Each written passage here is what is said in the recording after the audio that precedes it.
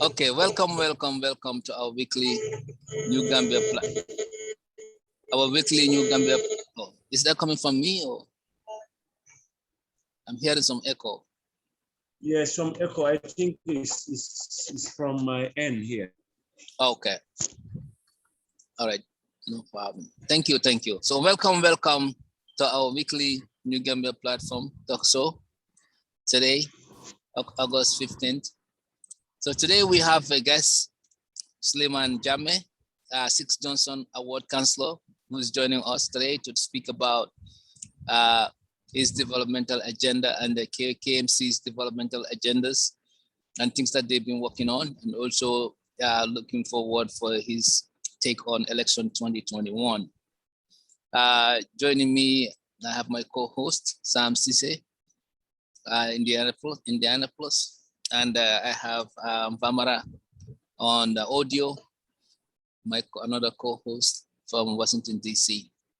So welcome on board. We're gonna be talking with Mr. Jammeh on issues related to politics, related to developmental agendas, related to anything concerning KMC that we possibly can.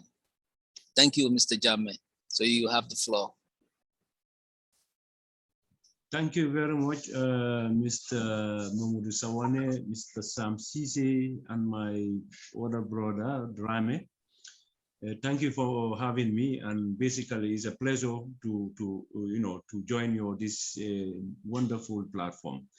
As you said earlier, my name is Councilor Sulayman Jammeh of Bundung 6 Johnson Ward. I've been a councillor since 2013 during the time of Yankuba Koli. I worked with him for almost 5 years. Then now, I'm currently working with the current mayor, that is Talib Bensouda. Basically, I am a councillor, but I am more of a social worker, because I work with different organizations and I engage in so many social activities.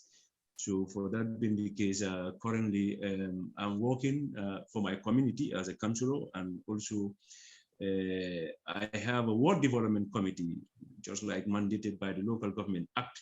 So whatever I am doing as a councillor, my success is not only Councilor Jammeh, but my entire ward development committee members and the people of Bundung.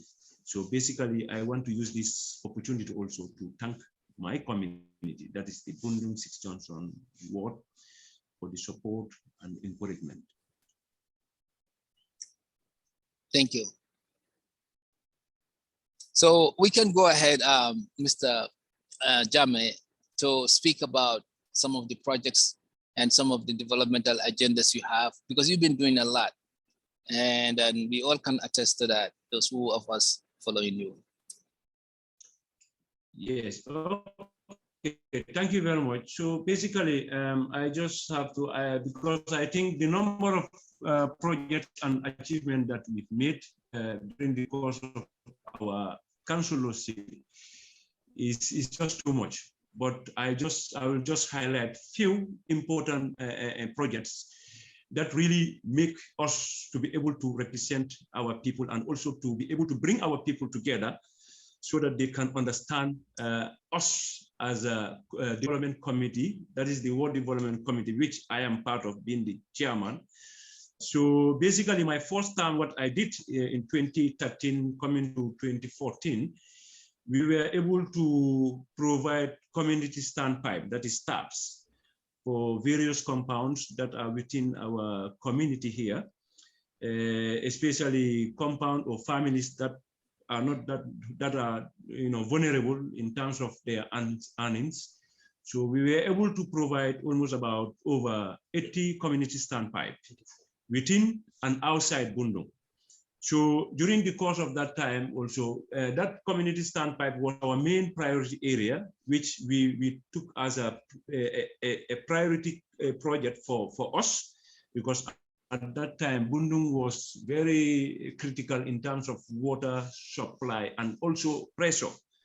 Though still we have these taps, but pressure is one of our problem, because as you said, any success, there must be challenges. So in the area of our community standpipe, The challenge that we had there was like, even still now is better, but before it was more of a pressure.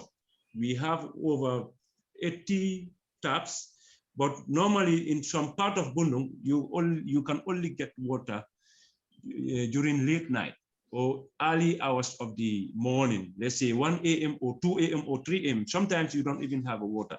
So in that aspect of our project, the challenge that we had is pressure, but we were able to install that. And so far, so good. Since we installed those standpipes, we put a mechanism, a control mechanism, wherein we were able to organize the beneficiaries in such a way they took ownership of these taps. So much that we don't receive complaints from the community or from people complaining about the use of water or bill. So basically they are paying the bill for themselves, but the way and the manner we did it is like more of a community involvement, because before we did this thing, there was a kind of a consultative meeting. So then we decided to go in for a water project. So basically this one, it was one of the success stories that I had during my first term as a councillor. So notwithstanding, we also venture into road rehabilitation, especially our feeder roads. So, and also the Bundung Highway around the Nyapoe Junction, when we just came in 2014, there is an area, it was an area where, it was very critical. So we decided to organize the community and people around the neighborhood to come on, we try to fix it at our own level. But thank God, when we engaged the National Road Authority, then they were able to respond and, they came and fixed the road. Now it's going very fine at that time, but so far so good. I know with the Bundung Highway, I understand it's part of the OIC project that we are expecting in few months' time. So, and at the same time also, we were able to provide a scholarship for school dropouts.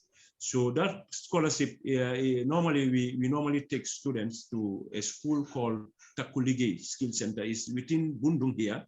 So we want to use the opportunity to thank the proprietors, Aji Amijata, who is the proprietors of the school. And this woman, she has never sat in a classroom, but she was able to come up with this initiative, and she's really doing very well. So basically every year, we normally identify some vulnerable students or people who are less, and they really want to further their education in the area of hotel management or other skills. Then we try to put them on board. So the other thing is like also we try to provide microfinance project for our women. So because basically for us here, because the reason why I don't want to talk on because all what I was doing, I am doing it with my World Development Committee and the people of Bundung. So this is why I'm not going to use I here, but I am going to use we. So basically we were able to go in for microfinance for our women, because we felt most of the time, especially councillors, MPs, or presidents, we are politicians or mayors. So I don't think it's fair for us to use these women clapping for us during the election, and at the end of the day, we cannot provide anything for them. So for that being the case, we were able to, at least lobby for a microfinance project. Through Girlfriend to Girlfriend International is an organization based in Denmark. We want to thank them also for definitely responding and empowering the Gambian women. So far so good. Most of these women in Bundung and within Bundung and outside Bundung benefited from this loan program. So this loan program, in fact, we went up to an extent. Bundung is the main center, but basically we later expand the project to West Coast region in Busumbala. So, and North Bank region SL, and currently we are operating in Basse. So, but so far so good. These are things that we are doing for women, but we are also planning to change our approach by providing, coming up with sustainable projects. That is like to give communities something that they can, take care of, wherein they can generate something, and also that particular thing will benefit them. So now we are going in for milling machine, to provide milling machine for communities, so that they can process their food, and also to at least allow them not to be traveling far away to access this processing. So for that being the case, these are some of the things that we are doing. Also, when you come in terms of youth programs and activities, in fact, we have so many youth organizations in Bundung. Basically, this youth organization, unless you don't come to our office, but when you come to our office, number one of the traditions that we have, if you are not registered, we normally facilitate your registration. And if you are into any program and activity, when you come here, we try to support you or get involved.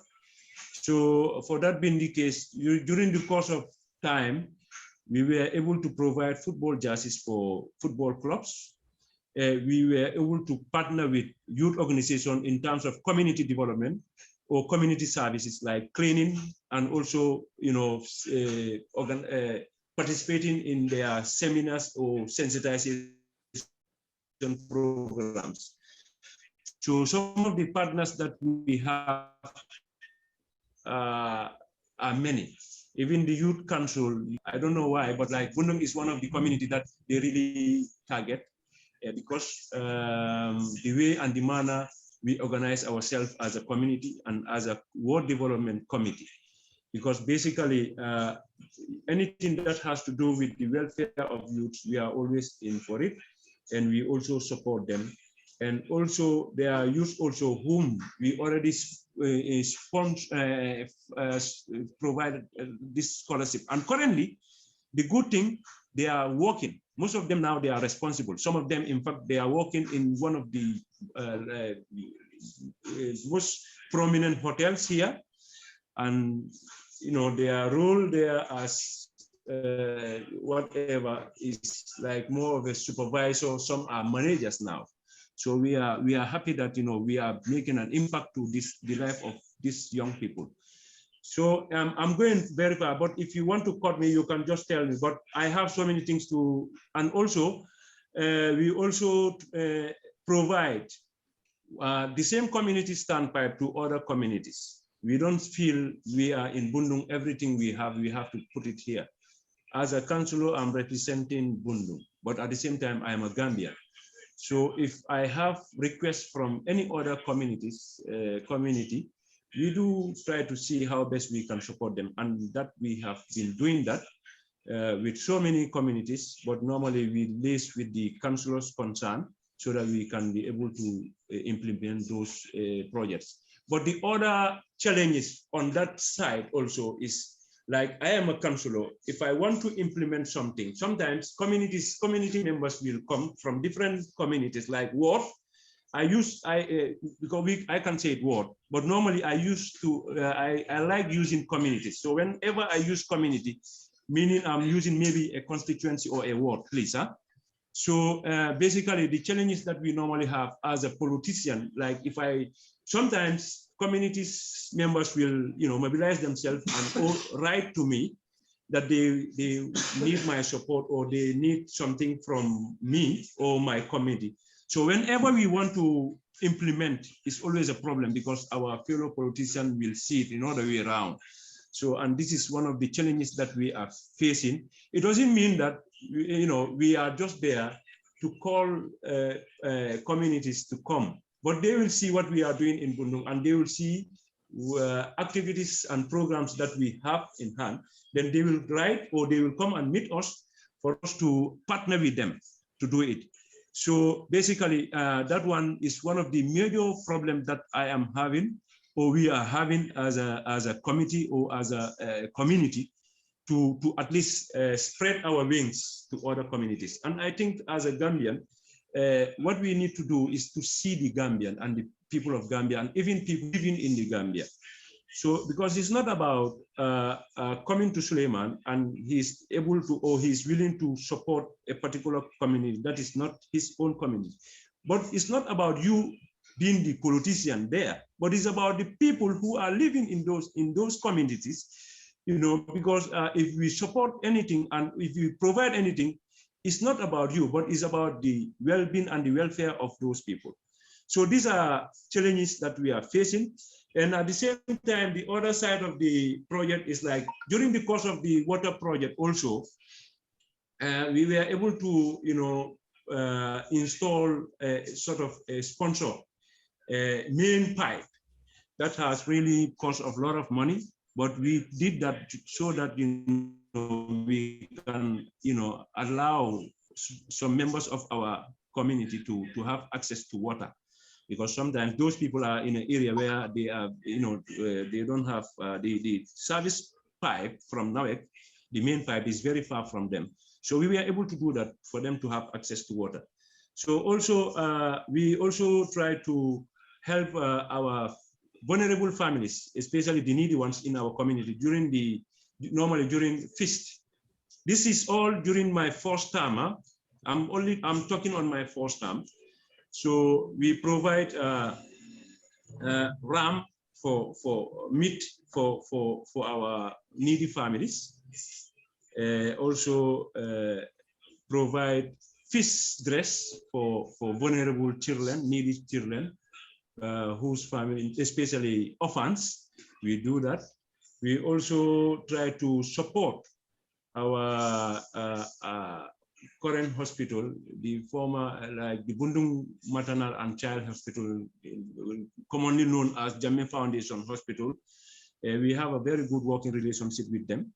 It was during our time, we were able to, you know, partner with SLIP project through GAMWorks to be able to construct a new building, a ward, which is just wonderful. So up till today, this has really made Bundung to be one of the most popular hospital where people come all the way from the Gambia, every part of the Gambia, people will come there and, you know, get themselves.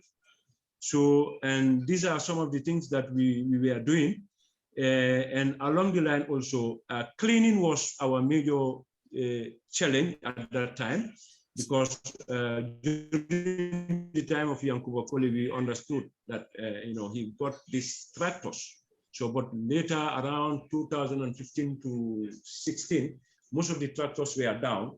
So we normally hire trucks, open trucks, to come and collect garbage. So along the line, the national settle also came, which we normally partner with National Environment Agent. Normally days like that, they will provide trucks. Then we will just go there as a councilor and collect your truck. Then you mobilize your community. Then you do the settle. So one of the challenges that we have at that time, it was like when after this national settle, normally for you to maintain renting an open truck is always a problem. So that was a major challenge that we were having. Most of the tractors were down. So basically people were not managing their waste properly. So, but thank God with the new trucks that we have, with the new mayor, that is Ben Shura, it has really helped us in terms of our waste collections. So basically at the same time, during the same first term, we also provided solar lights for orphans that are in public schools, like Bundung primary schools, and they are a little bit vulnerable. So those are students that we provided solar lights so that they can, you know, especially those who don't have electricity in their compound, so that they can use those solar lights for study. So these are all things that we were doing, and I have all these things in my archive. And basically, that solar light also, we were partnering with Studio 2000 to 2080. And these are young scientists in Scotland. So it was a pilot project. So they were able to come here and we implemented here. So along the line, we gave some to other public areas where they can also use it. So basically, these are some of the few things that we were doing. And also, the most important thing that we did as a community is like when we first came into office, we try to bring our people together, try to come up with projects that can bring people together. And one of the projects is the community standpipes. So because when we started that one, we engaged the whole entire community, and many people appreciate that. And it has really made people to understand a work of a councillor and this community spirit also as a community, what we can do together to achieve some of our community development goals. So if I don't know whether I can still go and move to my second term. Okay. So for the sake of our viewers, I think perhaps Sam, if you guys are okay, we can start like maybe engaging him through what he have said, and then we can come to the second section. Yeah, I think that's good. That's fair enough. Okay. Yep. All right. So now Sam Nfarama, who's coming first? Thank you so much, Mr. Jammeh, for that wonderful deliberation. Yeah, definitely. I can go in. And Mr. Jammeh, thank you so much. Thank you. You guys have done quite a bit, in your first term there. So thank you so much. Sometimes I know I've been in America for a while, and for a number of years, and I'm used to the American system, and which makes me forget some of the things that really happens in our communities in Gambia, what the role of a councillor is in Gambia compared to what it is in America, and the role of a mayor in Gambia compared to what it is in America. But one of the things that I wanted to say is you're definitely doing a great job. You've done quite a bit, and we need to commend you for what you've done. What I wanted to focus on and ask some questions is, what are you doing in your area to focus on? I know you've helped so much, you've done so much, and even helping individuals. What are some of the things that you're doing in terms of people's health, safety, and security in your communities? Because that's important. The reason I said that is in America, even the police departments are under the mayor. So every area, every town or city has their own mayor. And in that, from under that mayor, they have their own police station. They finance them. They're independent. They do everything on their own. And I wish the Gambia government will do something what they recently did for the National Assembly by giving them the autonomy and the independence to be able to operate on their own from the executive branch. If the government can go to that extent by making the local governments also operate independently and be able to allow the mayors and the councillors to do what they need to do from the money the revenue that they collect from them.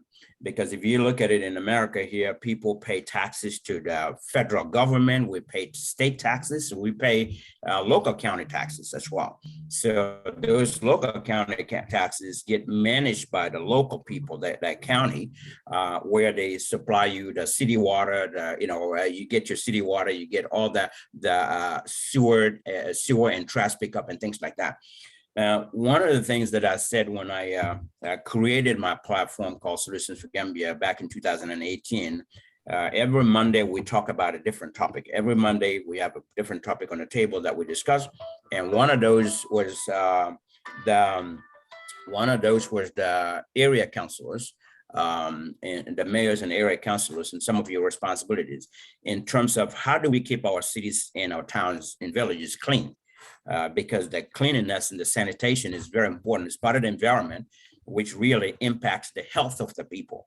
So in those days, I remember I suggested that Gambia now needs to go to getting real good trash. If we want to keep our streets clean, we've got to, the area council need to have a way of collecting the garbage from them. Back in those days, from 2018 and 19, I remember talking about this before Bensouda went out to get all the trucks and all of that stuff. So I was like, great minds think alike. So that was a great initiative that he did. Those were some of the things that I suggested, getting dump trucks, more trash bins for every compound. Everyone needs to have a trash bin, and every place they all need to know what is their truck pickup day, their pickup date. And all of these need to be arranged and organized and announced on radio and television. So every ward and every town or city knows when the trash pickup is coming to their place to pick up trash. Because if they have a consistent pickup trash, that will eliminate all the dirt that goes on our streets. You know, if you look on the streets, people are throwing papers, all kinds of things. They're trash on the streets and everywhere.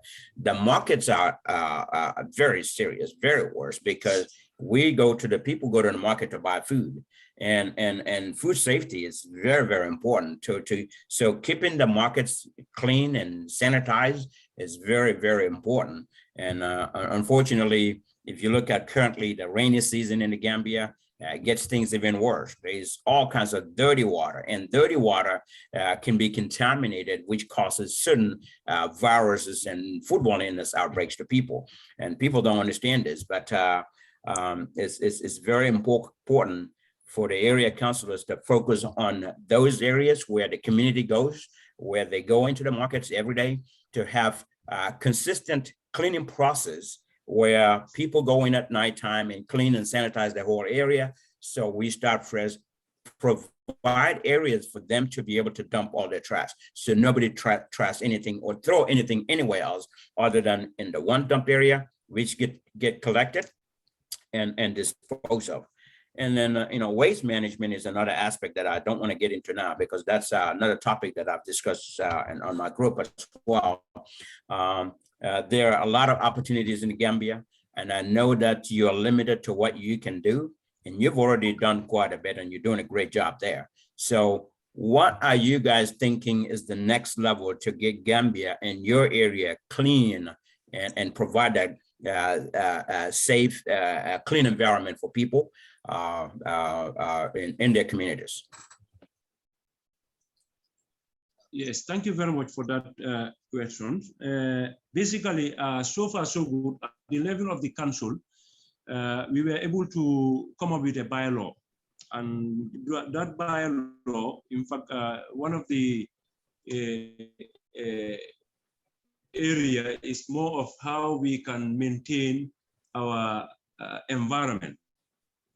So by doing so, in fact, we were able to at least identify some few members of our Ward Development Committee to go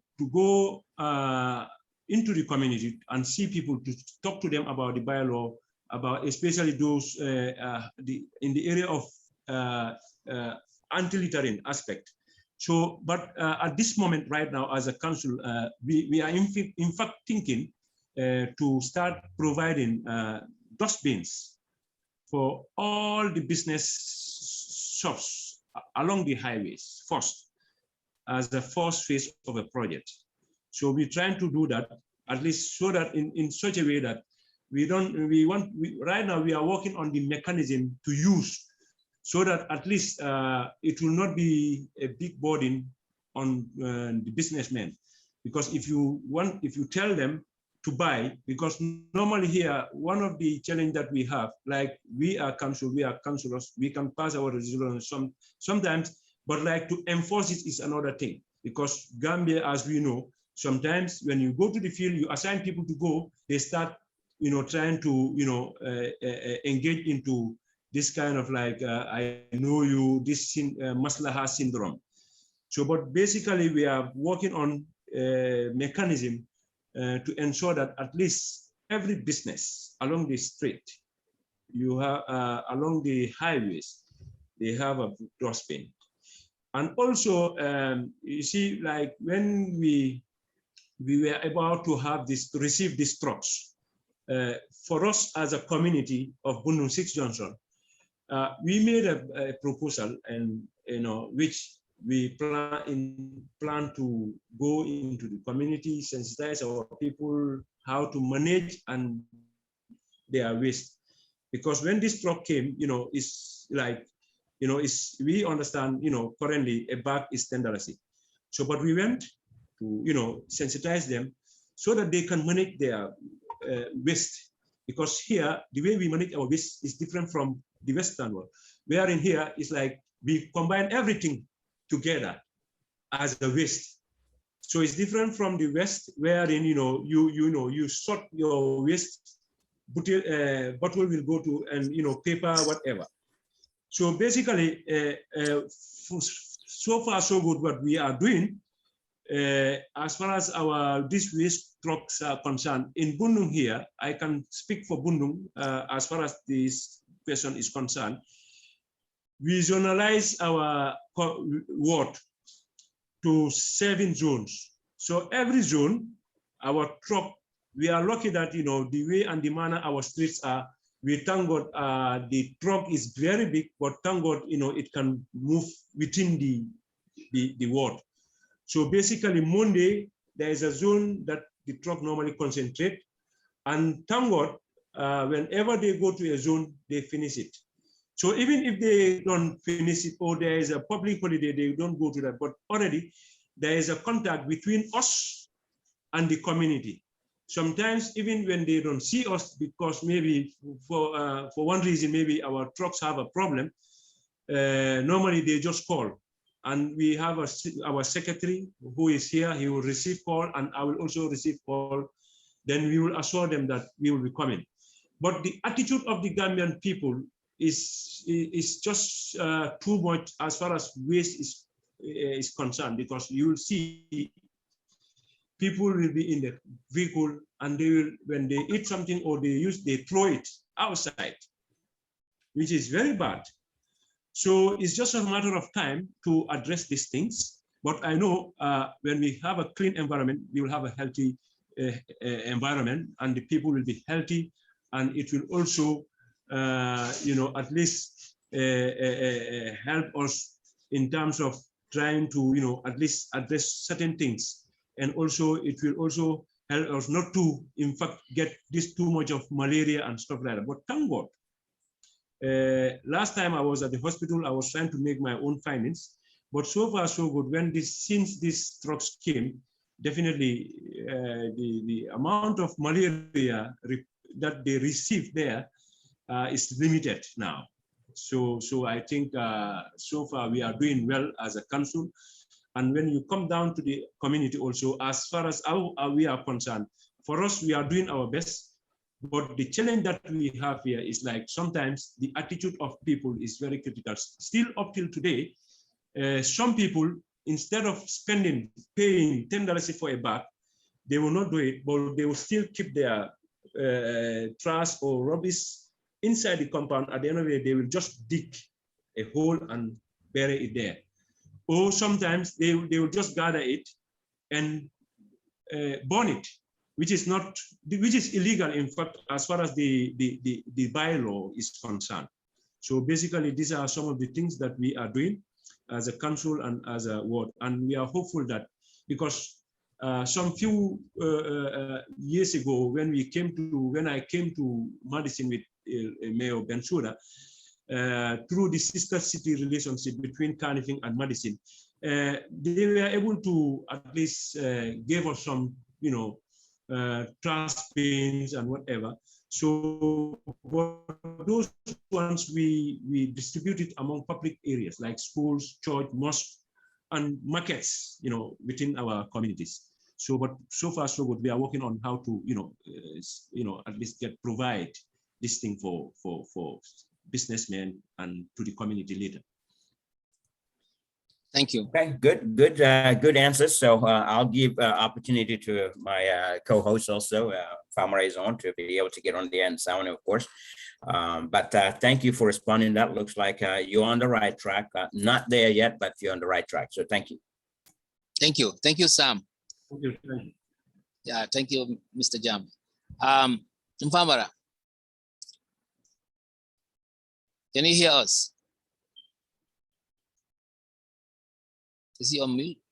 Yeah, he's on mute. Yeah, he's on mute. Nfarama, let me ask him to unmute. You can go in ahead, Mr. Sawaneh, and then when he comes back, and then he can go in at that time. Maybe he's busy. Okay. Thank you, Mr. Jammeh, for your wonderful work for Bundun and also helping out other councillors, as you mentioned. I think you emulate a very strong and passionate leadership.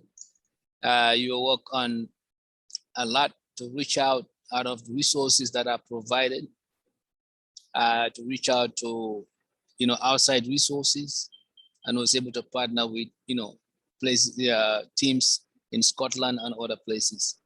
Kudos to all those good things that you've put together. Yeah, so developmental projects are not easy.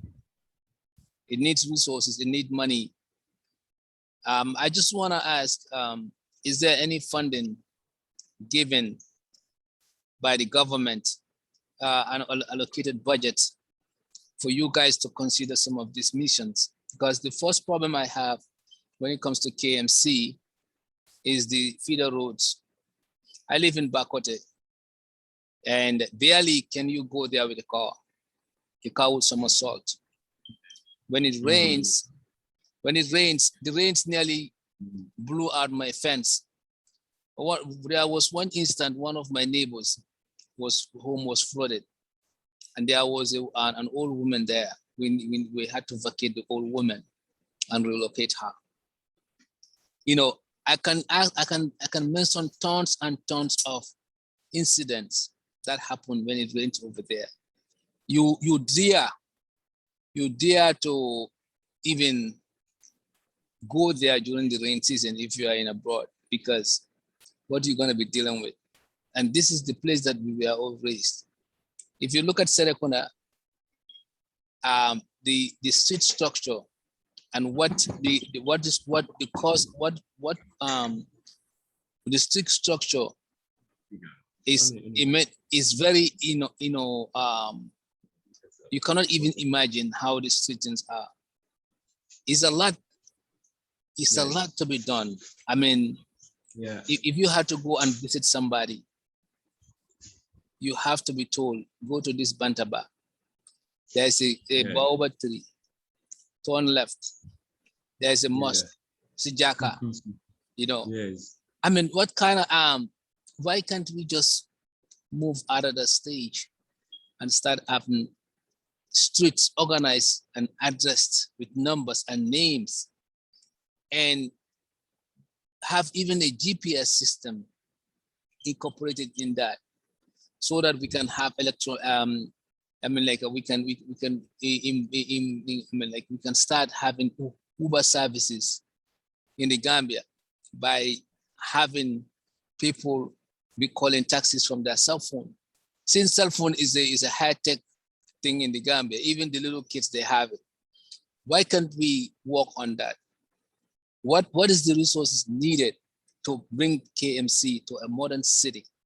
Because KMC is the heart and soul of Gambia in terms of population. Is it that this is a government issue because the government is not capable, or is it a city issue? Because you guys have a lot of councillors, ward councillors, and you guys collect a lot of revenues, I believe. If you are not collecting, then perhaps you are under collecting, which you're supposed to be collecting taxes and then using the taxes in the right way. So I am really perplexed, really in doubt, really confused. When Yankuba Koli was there as a mayor, I drove with him from the airport at one instant. And when I went to Serekunda with him in the car, and the car nearly somersault, I told him, "Are you not the KMC mayor?" He said, "Yes." Why do we have this kind of thing? And then come other issues, traffic. You know, my little brother took 2 hours from Bakote. Imagine, I can run that during good weather. Oh, yes. I can run that in 45 minutes from the airport to back to my house. It took him 2.5 hours. Yeah. I was in the airport. I nearly gave up because he said traffic. You know, so I mean, you guys have a huge responsibility, and you're doing a lot. Talib is a friend of mine, and he's doing a lot as well. You know, we work on those garbage trucks when we were all in Wisconsin, you and Talib and myself. So I remember that. And then I was in the Gambia when the garbage truck were delivered, and Bach Samba kind of coordinated all that with the mayor. So we are all going to office and office, trying to negotiate with some of these people about the dumping trucks. You remember it, I remember it. We all give our thoughts there. So some of those has materialized. And the trucks coming also is a great achievement. However, it's a lot to be done. I don't know where we're gonna be heading with this and how much help do you need? Can you guys be able to raise this fund by yourself? Do you need government's involvement? Because someone was telling me that government is responsible for interstate, from intercity, but within the city, the councilors and the mayors are responsible for that because they are collecting a lot of revenues. They're supposed to find a way either to be charging people more money on taxes and making sure that those revenues are all collected and put into those facilities. So I'm just confused, you know, as of what you guys are planning, since you are one of the councilors. Thank you. Thank you very much, Mr. Sawaneh. I think I will intervene in what you've said earlier concerning about street naming. That's what you want to say, like street naming. Yes, and addressing, because, yeah. basically, you know, as you know, here, if you want to direct somebody, you have to use landmarks near the mosque, near the hospital, or you go to a gate, black gate or white compound. So when we came as council, this new council under the leadership of Bensouda Talib, this is one of our major priority areas that we want to get into. In fact, we've started the project that is street naming, and committees were formed in fact at the ward level to come up with a street name and whatever. So along the line, you know, one of the experts, you know, passed away, who was taking the pictures with his drone and whatever. So that has really delayed this project. In fact, thank God we have one expert by the name, I think, one Mr. Jaite. He used to live in US. He's one of the experts, you know, that was part of the project. But thank God, for now, what is happening, in fact, we understand the local councils are partnering with the central government, something like that. Currently, there is an exercise going on. We call it Google Plus Code. So now they are going to street by street, compound to compound, giving them names and whatever, numbers. So which later, according to them, they will, you know, give names to, you know, compounds and whatever.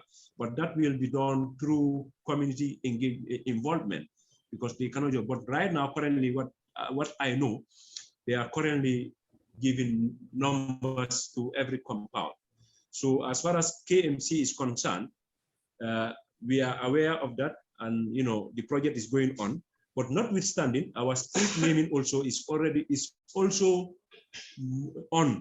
It's just a matter of that, you know, we had this small delay due to the demise of this Frenchman.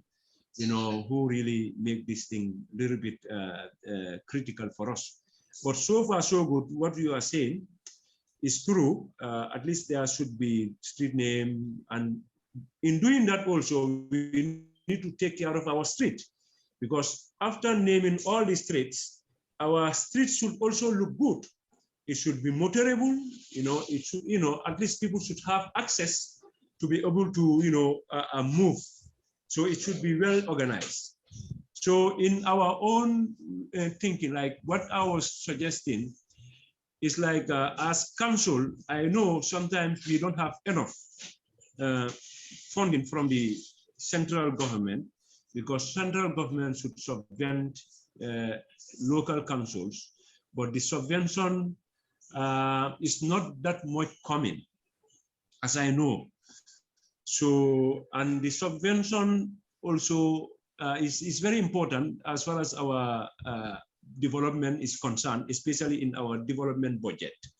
So for that being the case, actually, we are trying our little best that we can do to come up with projects, programs, and activities.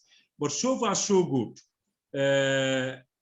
What we need as council, though we don't have it, we have these waste trucks, yes. But what I was saying, what I always talk about is like, it's high time local councils also to invest in certain vehicles, like let's say these machineries, like bulldozer, a grader, an open truck, a shovel loader. You see, there was a time when we were kids, during the time of PPP, basically, that one I can definitely remember. Before the raining season, you'll see a grader will come and, grade a street. And when it is grade, then, it makes the street a little bit much better. So water's don't, stuck on, you don't have stagnant water around the area and whatever. So I think as council also, we need to have these things at our disposal, so that at least councillors can request it, and they can identify their streets that are in bad shape, at least to grade. And because basically, which I know, for council alone to take care of all these streets, I know without the support of the central government is going to be very challenging. But we can also address it at our level by trying to get these things on board, so that at least we can use it. It will ease the whole situation. So these are some of the things that I think we should do. As much, as we, like you said, have the street name and whatever, but the streets also should look good. With yeah. time, Yeah, go ahead. Yes. So with time, when we have that, then I think it will be okay. But I think government also, the central government should also try to support us, because we are partners in development. And as far as I'm concerned, the way I see the central government is like we are partners. So whatever we are doing it for them at the grassroots level, because we are local representatives representing the grassroots people. And most of the programs and activities that they have at the national level, we try to implement those things at the grassroots level. So basically, whatever they give us here to empower us, or to at least subvent us, I think we will put it in good use. Because thank God now, in KMC, every councillor, you have your ward office, and that ward office, what we do now is not only, but we in fact have our administrative team that are who are taking care of the day-to-day administration of the ward, which is very commendable. So it's just a matter of trying to devolve the powers. Like when we talk about decentralization, it shouldn't just be top-down approach. It should be bottom-top approach. So the bottom-top approach, the need assessment of the people within the community need to be known by the councillor. The councillor will forward it to the council, and then we will implement it. But along the line, we are also expecting the central government to also support us in terms of certain capital projects that we cannot do. Yeah. So you mentioned before Sam comment, you mentioned one thing. Okay, I understand. The central government would have to, look at you guys and subsidize some funding there. But you have to understand that you guys are not only the child of the central government. The central government has many childs. So they have to look at how they can support other regions. So within your own region, it is to you, the mayor and then you councillors, to devise ways. And I've seen Talib has done that. Yeah, they have using motor ties to make garbage pan. He showed me that in his office when I was in the Gambia. The youths are developing creative things. Those are very good starts. So because entirely, I'm telling you, the government, no matter how much what they have, they are also looking at the broader perspective and for their political gain as well. What will make political scores for them? If they had to build a bridge or a road in Cltr or somewhere that will give them a political gain, they will prioritize that. So you cannot take that out of the game. But for you guys at your collective level, I think one approach is, like you said, you guys should have each councillors empowered and set perhaps a standard or set a target goal, to make sure their area is well, set up for those target goals and get those goals accomplished. If it is a waterway issue, how do we manage rainwater? Where does it go? Not all rainwater goes in the soil right away. The water finds its way. So how do we divert this to the river or to the sea instead of spoiling the roads to the point that people cannot even walk, no vehicle can pass, and the people's buildings are undermined, and then they are flooded, and then with the mosquito season and all that, we talk about that. So another area I think of improvement should be sensitizing people, sensitizing them that they shouldn't be throwing, they should feel ashamed of themselves throwing a garbage on the street. The street is not a dumping ground. Set up tough rules and fines to make sure everybody follow the garbage policies, to provide them with trucks and collecting. It's not only the solution. If there is no implementation of tough laws, trust me, here you pee on the street, you urinate on the street, you get $100 fine in the US. So if you barely never would see somebody urinating on the street, they would rather go into their car and urinate in a bottle also. So what are you doing? Because the $100 fine is waiting for you. You turn around, you cannot do it. So that's how our places are keeping clean. The same thing. People are urinating everywhere, and they're throwing the dustbins and stuff. Here, if you don't get a fine, somebody behind you will pick it up, and you will feel bad and guilty, and you probably wouldn't do it again. So I think the council, you guys need to be tough and they're kind of like focus oriented, focused on each region, and making sure the mayor has support system where those regions will be supervised. I spoke to the award councillor. I sent my little brother to the award councillor of our area. They built Bakote. They built the road that was almost gonna undermine my fence and perhaps my building.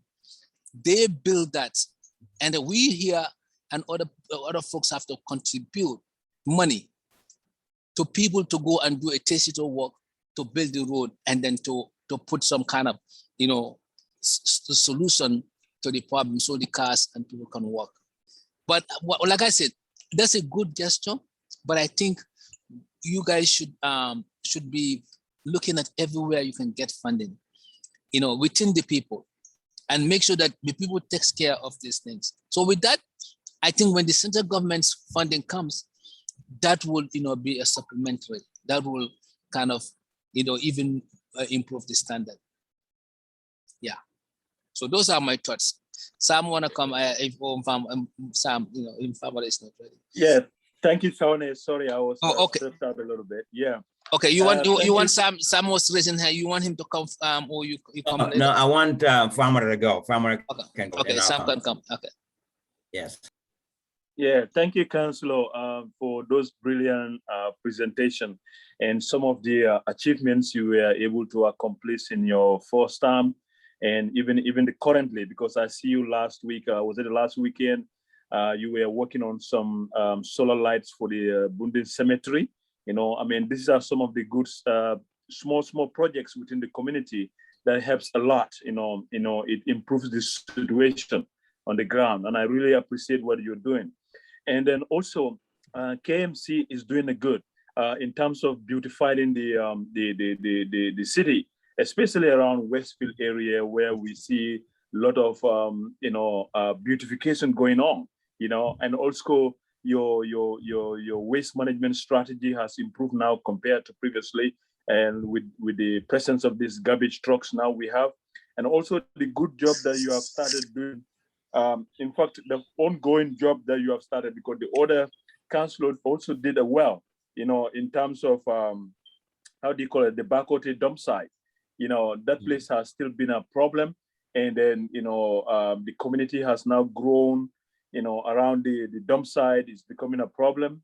Because a few years ago we have seen most of the time they light fire on that rubbish over there, and then the smoke will go over the Bakote, the children village over there, also the community around there. But over the years, it's in terms of improving the situation. So we thank you for that, and I appreciate the solar lights projects that a lot of communities are now emulating you guys on that initiative. Is very, very cheap now at KMC. So I want to thank you for that. I used to work for the National Environment Agency. So one thing I want to raise about Bundung is that I took part in the vulnerability assessment, especially in the rating. There are a lot of highly vulnerable areas, in flood-prone areas, where when there is a lot of rain, those communities are hugely affected. So I want to know whether this is a concern to the KMC, because what it is basically is that every year, we keep bailing out the same flood victims every year. Every year we keep bailing out the same flood victims. And then again, we're seeing in the alcalis of Bundungs and other part of KMC are still continuing giving land to people that are going to settle in flood-prone areas. In KMC, this is not only about Bundung. You go to Ibo Town is the same. You go to Talinding is the same. You go to Latikunda, Yiringanya is the same. You go to Erinjang is the same. You go to Kotu Kware is the same. So I was just wondering, Councilor, whether something KMC can do, just to make sure that, people don't settle in flood-prone areas. Make sure that council don't collect taxes to plots of lands that have been issued by alcalis, to these areas. All right, that's one thing I want to say. The other thing is a concern I have is, the sewage treatment plant in Kotu. I believe that should be under the management of the KMC instead of NAWIC. In that way, KMC can do a very good study in terms of waste management treatment, liquid solid waste management treatment in KMC. Study the entire area, come up with your master plan, and then see how households can, we can have a centralized system of waste management. That way, all the sewage that goes to Cltr Creek, because right now the situation there is they are, I doubt if they're treating their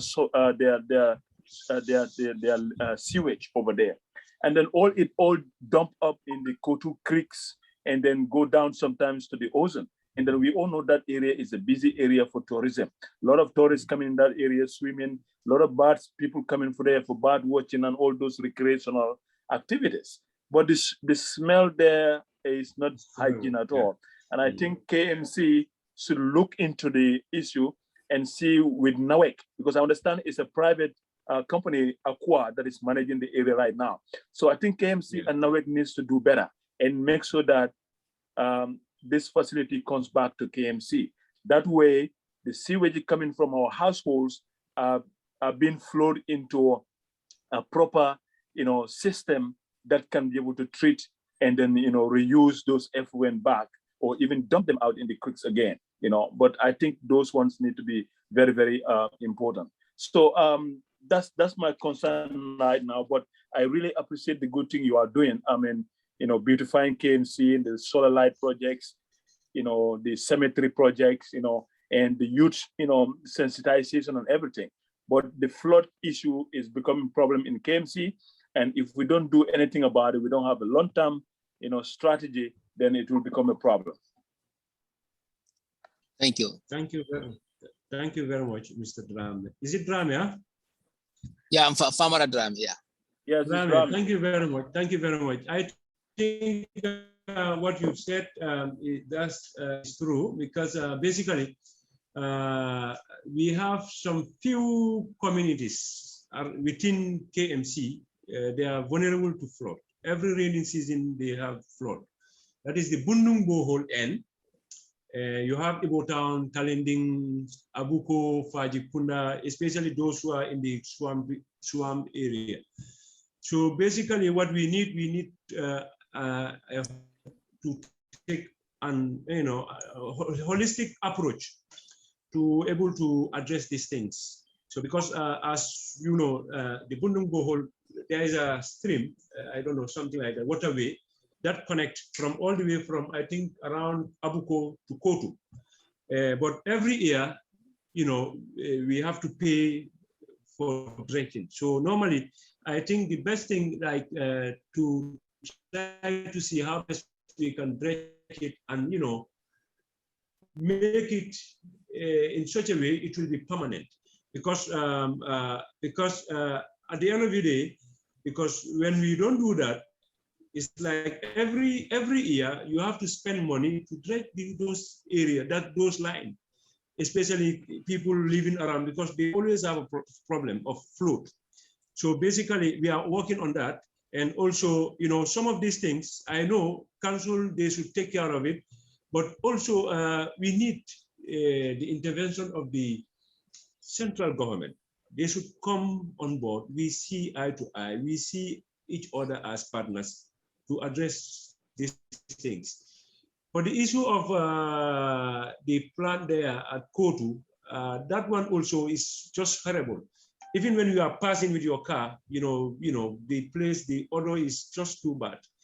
I think, and also is very, very close to the hotel industry area, like the tourist industry area.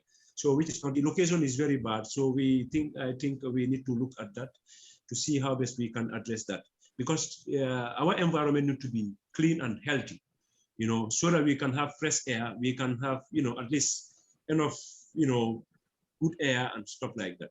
So basically, I think we will see how best we can work on those things, because the thing is here also, sometimes you may have your plans, you may have your things, is another thing. But as you said, like, we have to be proactive as community leaders, like to try to see how best we can, collaborate, or partner with other organizations, other institutions that can come on board, to at least address some of these things, So basically, this is the thing, and we are hopeful that maybe with time, we will try to, sort these things out. Yep. Thank you. So, Famara, if you have a follow-up question or so, you can before I go in. Yeah, just go ahead, Sam. Go ahead. All right, thank you. Famara raised a very important part here, as well as Mr. Sawaneh. Mr. Councilor, and I wanted to go into details here. I think with area councils, there are certain things that I like to say in priority, which is the health, safety, and environment. Very crucial, very important for any area council. The health, safety, and environment of the people is very important to focus on. But before I get to that, I'm going to ask you a very quick question, then I'll move on. The taxes that you collect in your area, what percentage do you give to the central government, and what percentage do you keep? Can you tell me that? Yes, it's 40-60. So 60% should go back to the community, and 40% will remain at the government level. Okay, so for their administrative sure. Okay, I understand. So that brought me to what I was saying earlier, and then I will elaborate on this, because if the National Assembly can pass that law to get the local governments to have that autonomy to be able to operate on their own, just like here in America, if you go to a city, the city, they have a town hall, they have a city hall where you have the mayor's office, and this is where the city operates, the mayor, the taxes that they collect and things that they do on their own.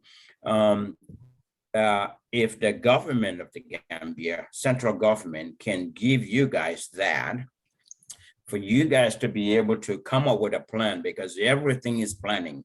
Like I always say this, that you have to plan, because if you fail to plan, you plan to fail. So the planning becomes crucial there, which may include zoning and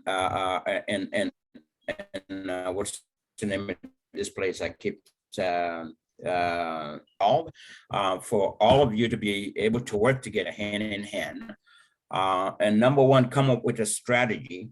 I don't like the idea of area councilors sending their people to the market every day to collect taxes. I think that's not an effective way of doing it. I think they can go through identifying every shop, labeling every shop, just like us, just like how Mr. Sawaneh was saying. I know we're not up to where we need to get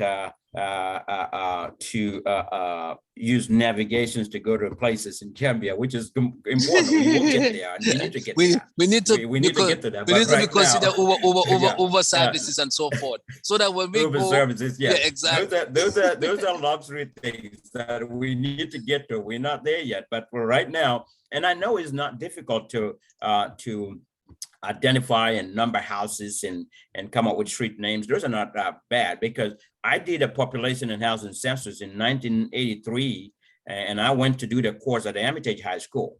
And when we came out of that course and did our exam and passed, and we were enumerators, we went in and identified every house in our jurisdiction and numbered every single house, identified every single street, and be able to accurately register houses and households and people and kind of get all of that information. So I don't think that part is very hard, but you need to be able to have a system and a structure whereby area council, after you label all these businesses, we need to start with businesses and go to communities. Businesses have their own business numbers, their license numbers, and all of that stuff. Be able to track them on monthly basis. If you would do that, rather than every day going to collect taxes, you can even give the people options. So if you, let's say Serakunda Market, or let's say Bundong, or I can just say, I'll pick Serakunda Market. Serakunda Market, if you have 1,000 shops in there, I'm giving an example, shop number 1 all the way to shop number 1,000, all right? And you come up with a plan and say, every shop, this is the taxes that they're gonna collect, they're gonna pay every month or a whole year. Every year, this is what they pay. and that can be broken down into months. All right. So if it's, I'll give it again, this is all examples. If every shop collects, pays $100 every month, you have a system, you have a tracking system that is computerized, where every month, shop number 1 to 5 already paid. That's $500 is there, all the way to shop number 1,000. So as they pay, it gets entered in the system. You will be able to go back and track, and without anybody really going after these people, you can sit in the office and know as a counselor, shop number 75 did not pay, shop number 3 did not pay, shop number 85 did not pay, but everything else, everybody else paid. 5 shops out of the 100 did not pay, or 5 shops out of the 1,000 did not pay the month of January. And we should also be able to look at $100 times 1,000 shops, or the number of shops that pays. That should equal to this amount. There's no gray area there. Nobody can put that money in their pocket.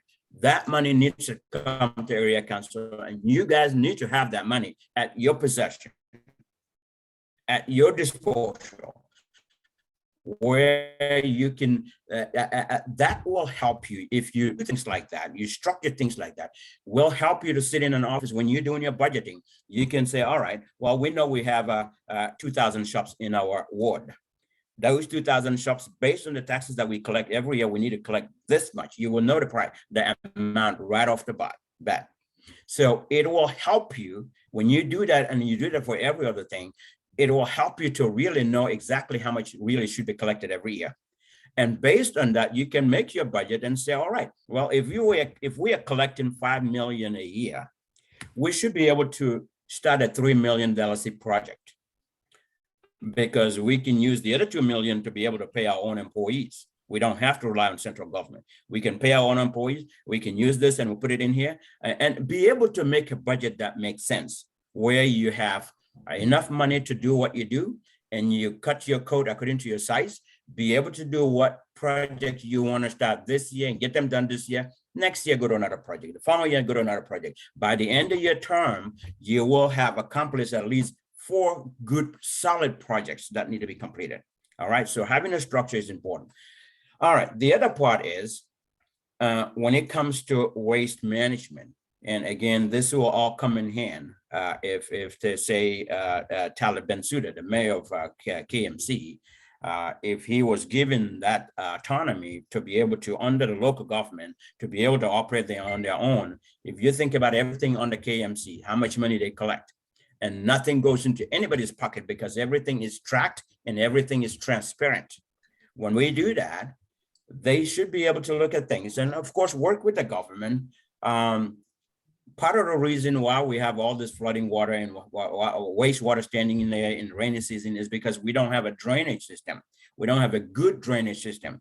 That could be a project that you guys can start and work on the drainage system whereby water can go into through the drainage system and go to the treatment center. All the waste could go to a waste management center, the treatment center where waste can be treated. And by the way, I think even the Cltr treatment center need to be relocated. That's not a good place for people. Gambia, and especially the Combo area, is getting densely populated. There are certain things that really need to come out audios that are suggested in my platform too. Backwater dump site really need to be relocated as well. That need to completely go out of town to go somewhere where all the waste, you see, even in America here, what they do is they collect waste. Of course, there's recycled waste can be separated, and you have recycled waste, and you have some that goes through the waste center. There are some that get separated and they treat them. And then you have transfer centers where waste that is collected from the backwater dump site can be transported all the way to Brikama or behind Brikama, somewhere there, where other trucks take them and take them further out in the middle of nowhere where the waste that can be treated there. All right, and start transporting the waste out of town, so it's not burned there, it's not disposed there, and it's not treated in backwater. And one of the things that I also suggested some time ago is use the backwater dump site, build a brand new hospital there. This is not for area councilors to do, but I just said it. Build a brand new hospital there. And as a model hospital for Gambia, so all Gambia, we have a very good hospital there, and then be able to take that opportunity, transfer everybody, all patients out of Serekunda Hospital and Kanifing and Banjul to this modern hospital that will be a story building, so they can renovate and really even knock down those other hospitals and build a better hospital for. We need to think about the future, not today. Today, foreigners are coming and taking all of our lands. We need to, our people need to think about our future and not sell our land and reserve them. But by allowing you guys to do your job, it's going to make life much easier. I don't want to go too much into that hospital thing, because I think that the hospitals in the Gambia are already sick, and we're taking sick people to a sick place to cure them. That's part of our problem there. That's why I suggest all of that. But anyway, when it comes to waste management, it's very crucial that we work on that as area councilors, to be able to have a plan how to treat that waste management and how to treat our streets, you know, to be able to come back to, again, the focus should be safety, health, and the environment. The safety, health, and environment, or health, safety, and environment is very crucial. And if we do that, having a good structure will help you guys manage your own budget, have a good budget actually, because you know how much you're going to collect every year, and you can budget out of that and be able to do more projects for your own communities. That's what I wanted to say. Thank you. Thank you, Sam. Mr. Jammeh, yeah, do you have anything there before I have my my question that I've been saving for the last? Yes, yes. Basically, what he was saying, that's the reality, especially in the area of our tax collection. You know, yes, because we should be able to know the number of properties, shops, and other businesses operating within our municipality, within the city. Let me call it a city, so that we'll be able to establish this is the total amount we should be able to collect for the year. So, but like one of the challenges that we are, in fact, some few weeks ago, our finance committee chair, one of the councilors, Ceesay, he was coming up with another strategy of trying to, you know, get banks, you know, to engage banks so that, you know, at least we can open outlets so that people can go to the banks and pay their rates and whatever. So just to give them access. But basically what we need here is like the attitude of people, like in terms of even paying tax. Because sometimes even our this compound, when when they serve them, demand no for them to come and pay. If you owe council, let's say $2,000, in fact, you just come and bring $1,000 and pay, and you forget about this order because there is no proper system. But what Mr. Ceesay is saying, like, is very true. We need to have a system where we can track every business, every property, what you owe us, and whatever you pay, we will see everything. So that will help us to be able to, you know, implement so many things. Because so far so good, sometimes it's very difficult. People will sit down there in their home and, hey, I'm a taxpayer and whatever, I'm paying my tax. But do you really pay your tax in a right manner? In the right way, yeah. On time. Yes, so basically, but the responsibility we have to take it, because some people, they pay their tax 100%. So, and those people, they expect us to serve them. So what they are paying, they expect part of that to come back to them. So this is why we need to come up with new innovations on board, so that, you know, at least we can have a good system wherein you don't have to be even moving from one point to another. Yeah. You know, you don't need that, because I know in the West, that's how it is. Everybody knows how much you should pay. And when you go for payment, you just pay directly. But here, you will go and start saying, hey, Halis, I don't have money, so I just have this amount. Let me just put in this. So at the end of the day, you will see some compound owners, property owners, they will owe council with a lot of years. Some property owners, in fact, like looking at the whole idea, sometimes they owe council with 2, 3, 4 years. They don't pay because there is no proper system wherein you can monitor and track. And that's what we need. We need to have a system that all of this can be tracked, and people will have the option to pay the whole year. You see what I mean? If people have the option, they can pay the entire year and get done with it, or you pay it by month.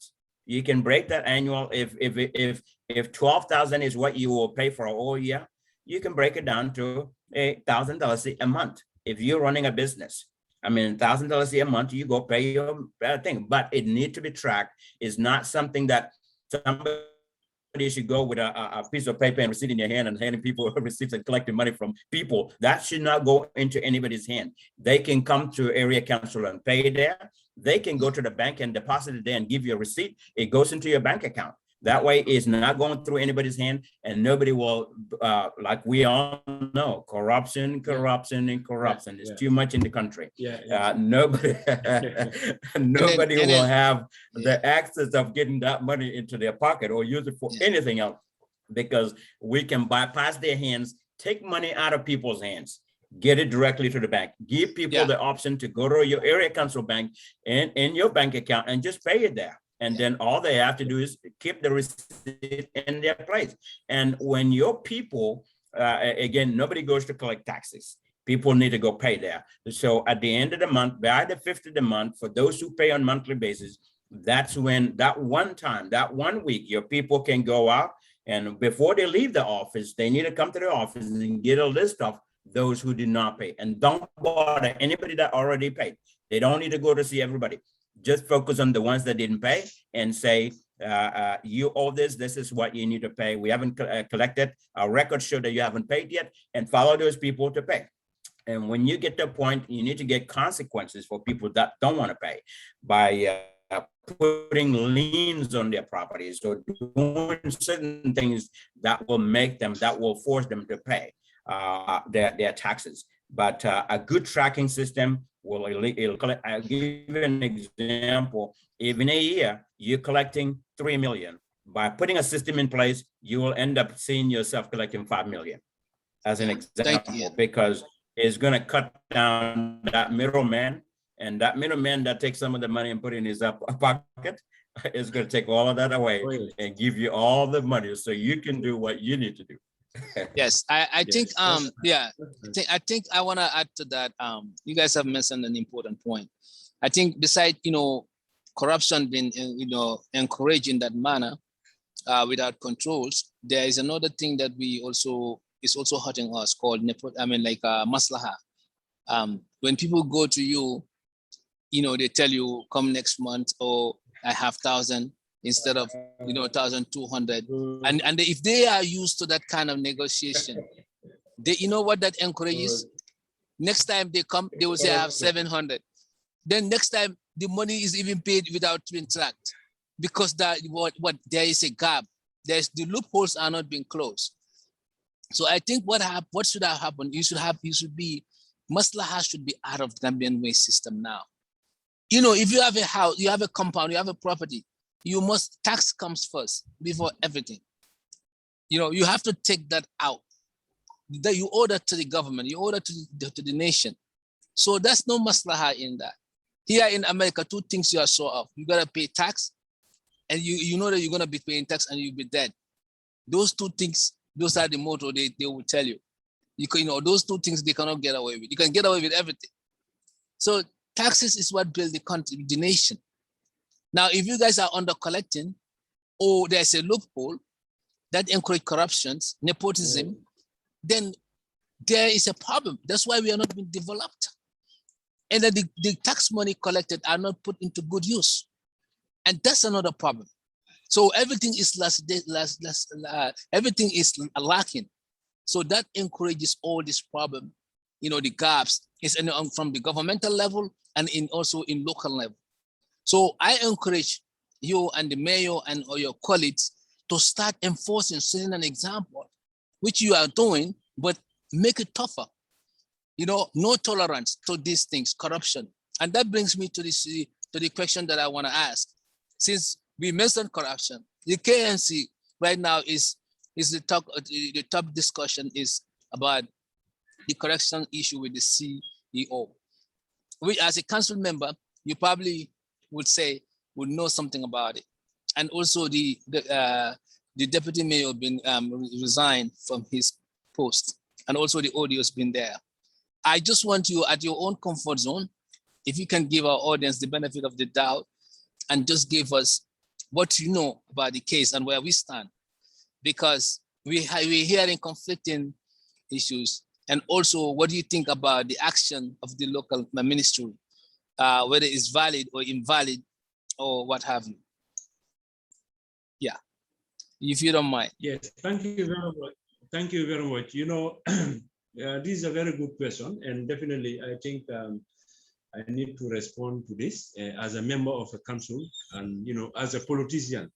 But also, before going forward, I want to use the opportunity to send my condolences to Honorable Fakeba Koli, who passed away yesterday. I think I want to extend my condolences to the family and the entire party militant, UDP party, because he belongs to the UDP.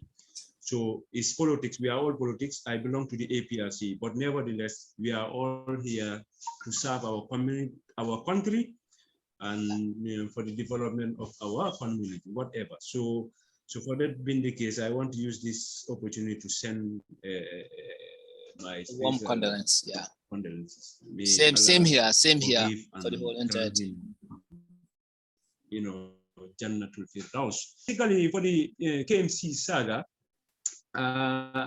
my take on the whole saga is all about, is about the CEO. Basically, what he did, was not in line, basically. And I, for one, I don't condone any corruption, but because if we should encourage corruption, that means, in fact, even what we are doing, the little that, so for that indicates corruption is zero tolerance. Yes, but whatsoever the case is, yes, for the CEO, according to because he was alleged, I cannot confirm, because the thing is, her own side, I'm yet to hear based on the outcome of the investigation. But according to the information that we got as council, basically, the informations are not very clean on her side. That is, she signed, on behalf of the staff welfare for council to guarantee 12 million by a land 100 by 100, and people were shortlisted, as beneficiaries of the land. So which we end up, engaging those people, and most of those people, they said they were not aware and they were not informed, which we think is not in line. But the bigger mistake she did, it was like the consultation was not done between her and the council. When we talk about the council, that is the general council, because the issue should have been, discussed. Maybe she should have just informed the mayor, then the mayor will bring it to council. Then we can deliberate, we can discuss on it.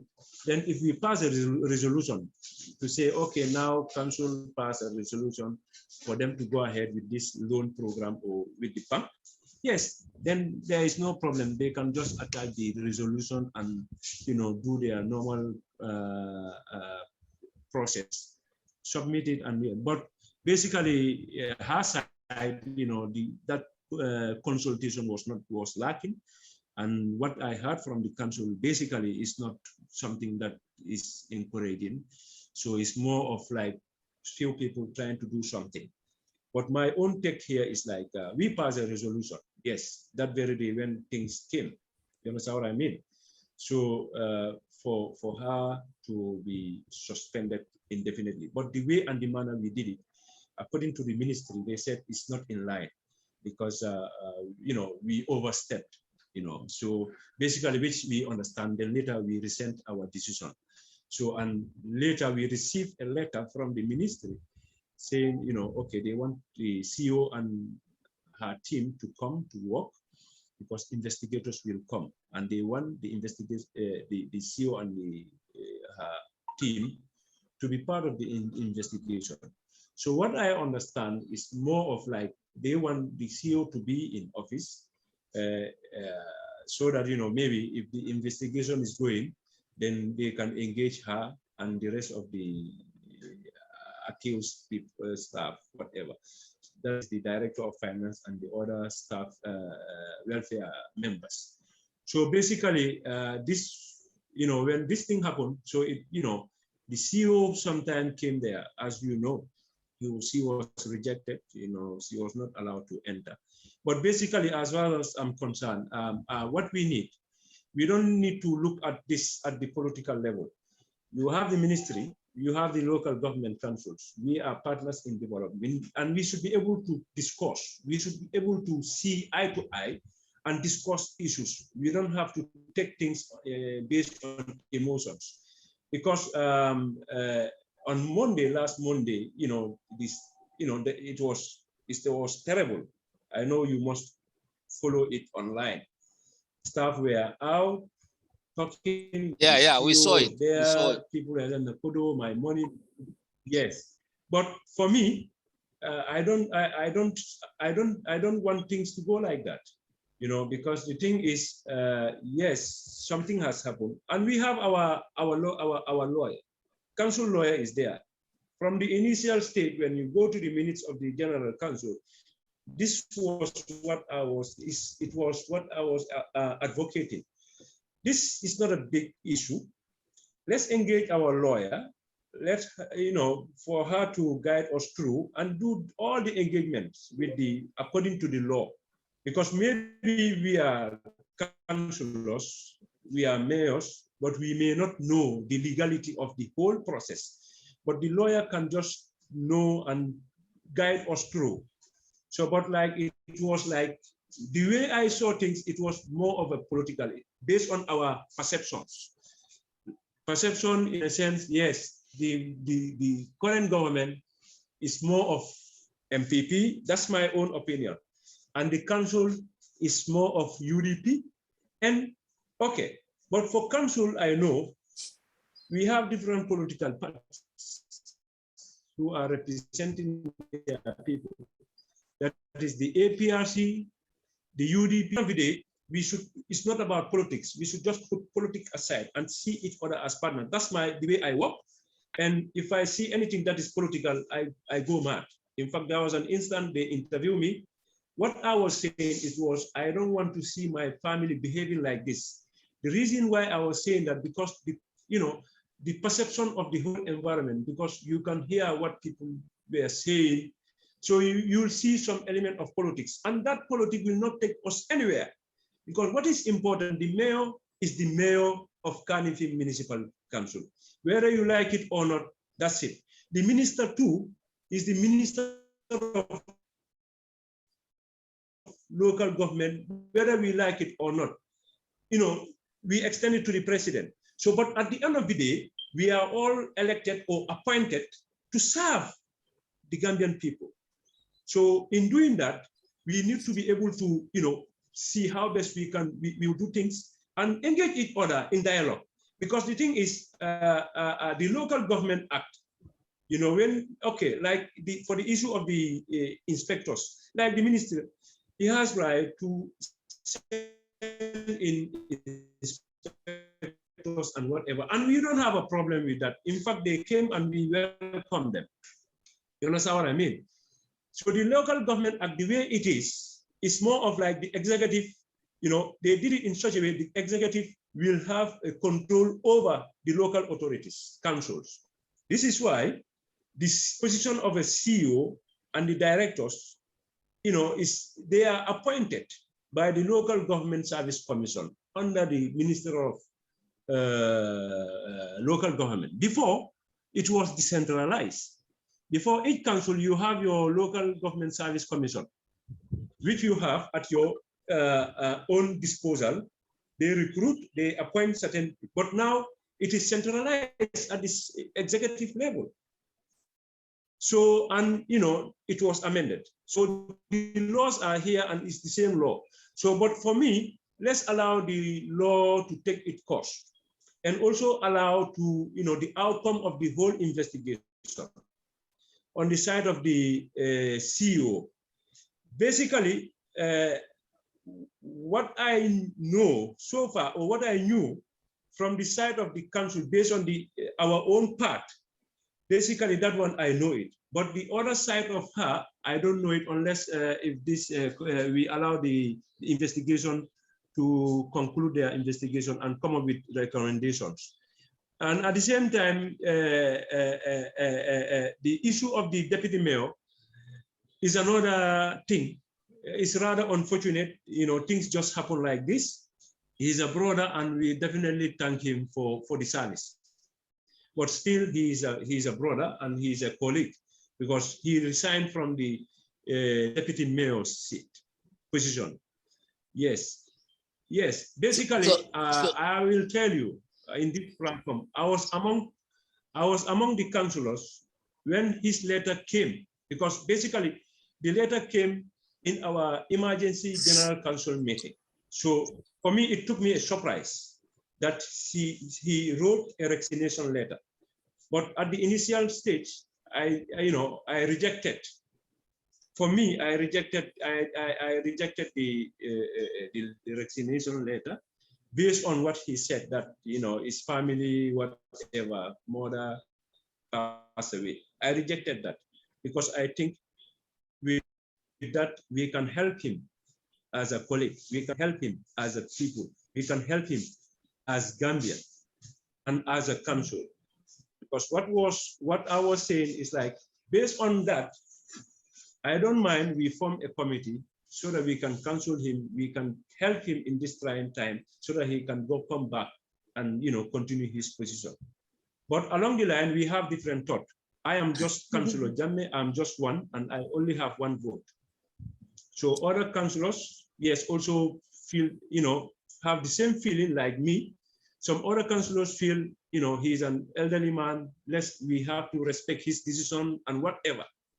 But for us, we are all politicians and we follow the social media. So, but we understand there is another information leaked on Freedom newspaper concerning about a leak asking for bribery and whatever, which we know. So to my surprise, that was not captured in the letter. But I don't know for what reason. I don't know why he decided to come up with this resignation. But actually, this was also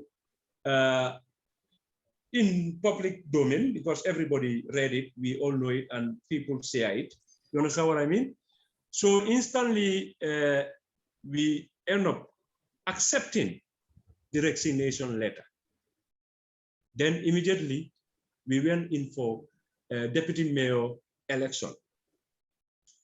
Yes, maybe today, if I should talk about it, some people will feel it's a position. But for me, my position as a councillor is very clear. What is important for me as a politician is what I am doing for my people and the impact I am making to my society. That's all. And really, I'm doing my part. You understand what I mean? So, but the issue of the deputy mayor election just came suddenly without our consent, without our notice.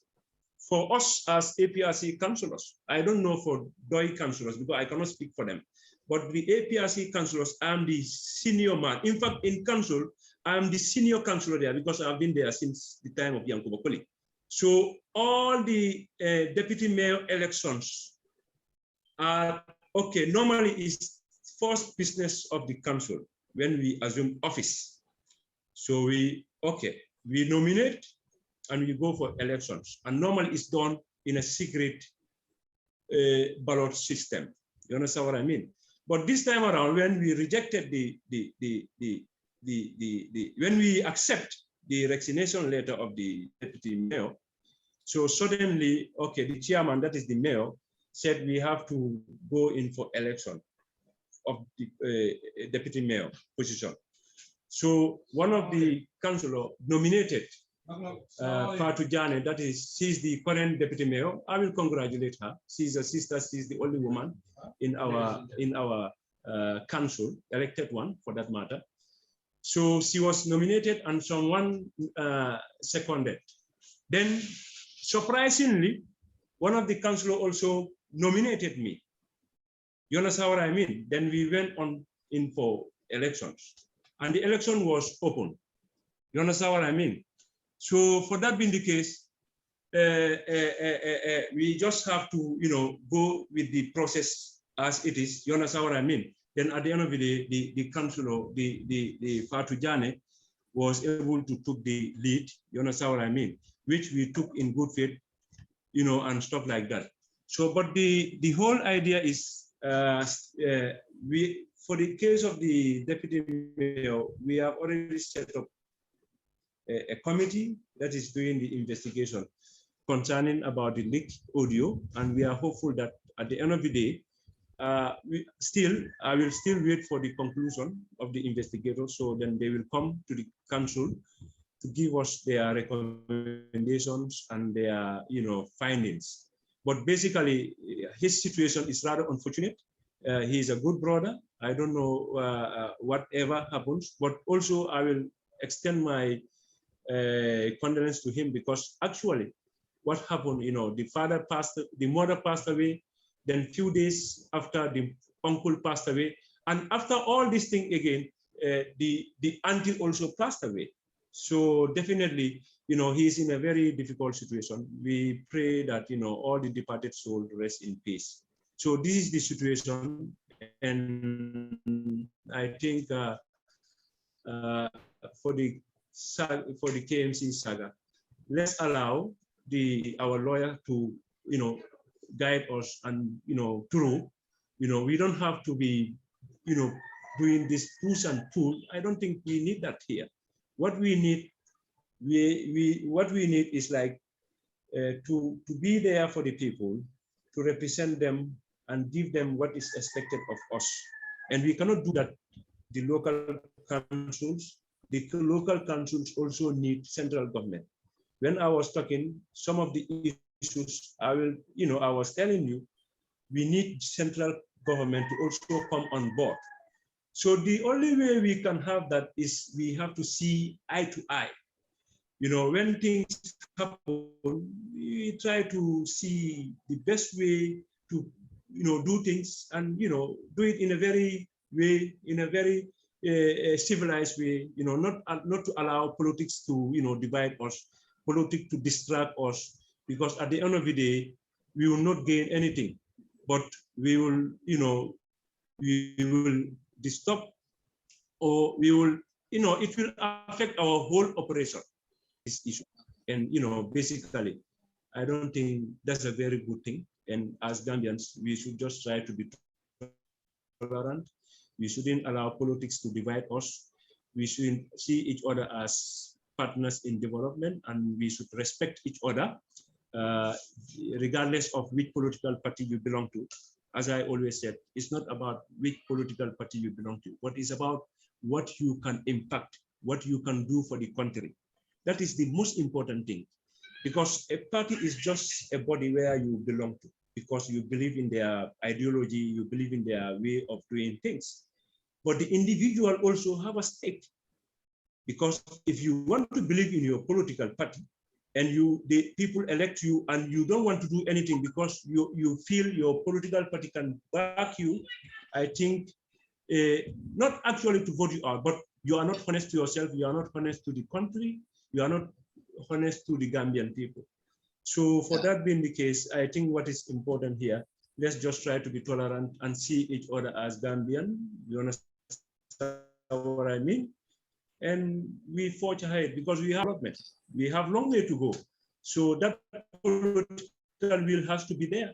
That unity, that togetherness has to be there, so that when whatever we get into, at least Allah will be there for us, and the will and the commitment of the people will also be added, and this will add value to whatever we want to do for our community, for our country. Thank you. Thank you. I think Sam has Thank Sam has something to say. I have something to say, but Sam has something to say. Okay, well, I'll say my final things, and then you can go here. Yeah, I can. First thing is, before I get into this one, I do want to give you a solution for people that don't want to pay their taxes. The system that I suggested, if we go to that electronic version computer, your people are going to ask for people that did not pay, that failed to pay.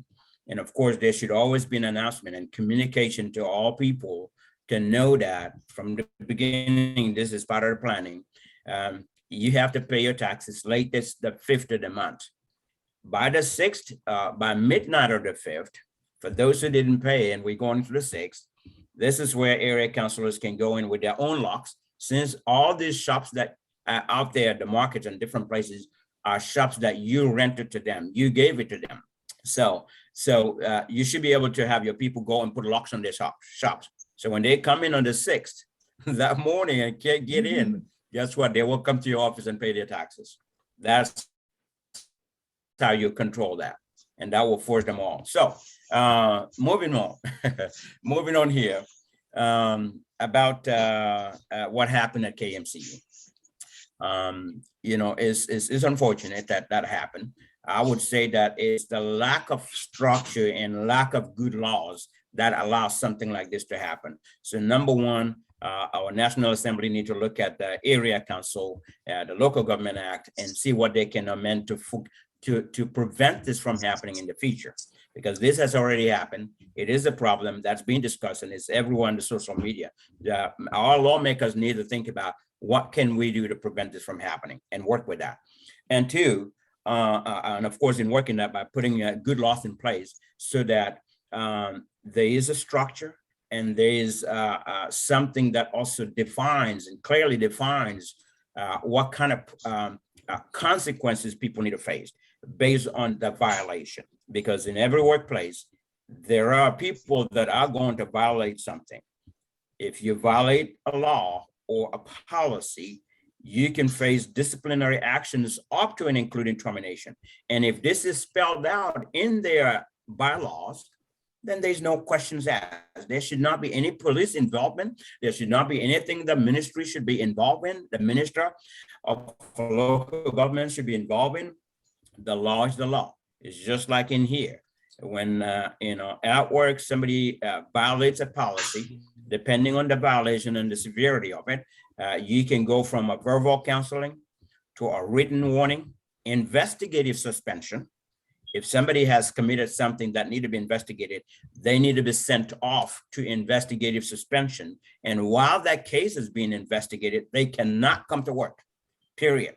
They just cannot come to work, because when they come to work, they can tamper with evidence. They need to stay home while the case get investigated. When the case get invested and they found there is a wrongdoing, policy was violated, then when a policy is violated, the first thing you do is take the disciplinary action, terminate that person because of the gross misconduct that they did.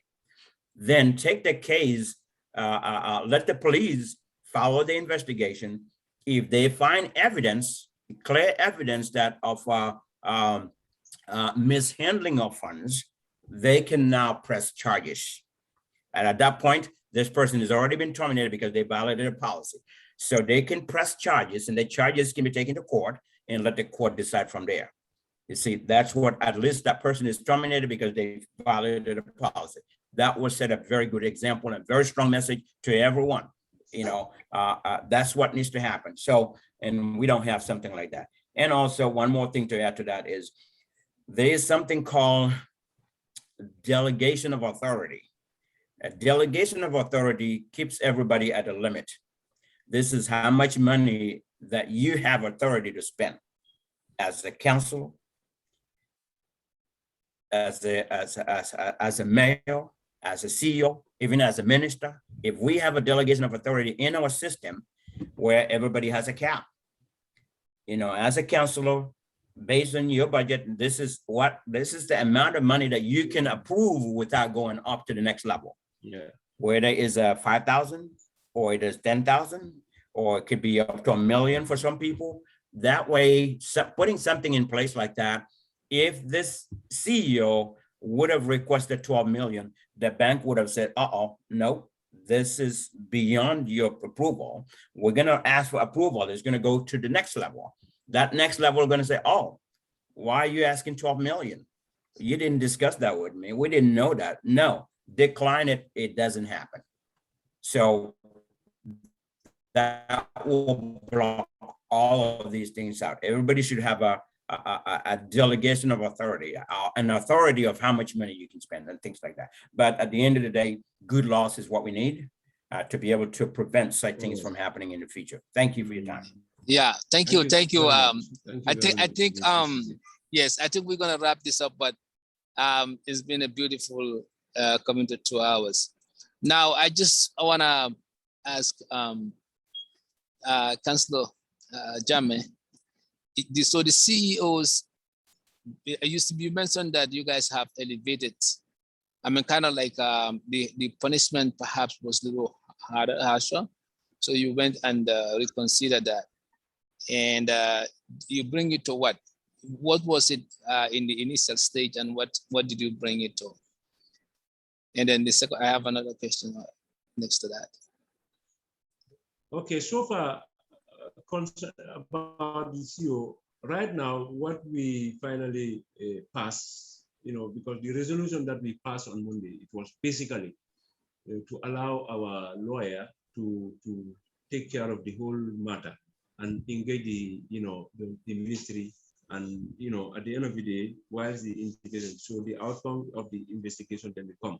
But the whole process now is between our lawyer and to the ministry or whatever. On the ministry. Okay. Yes. So this situation right now.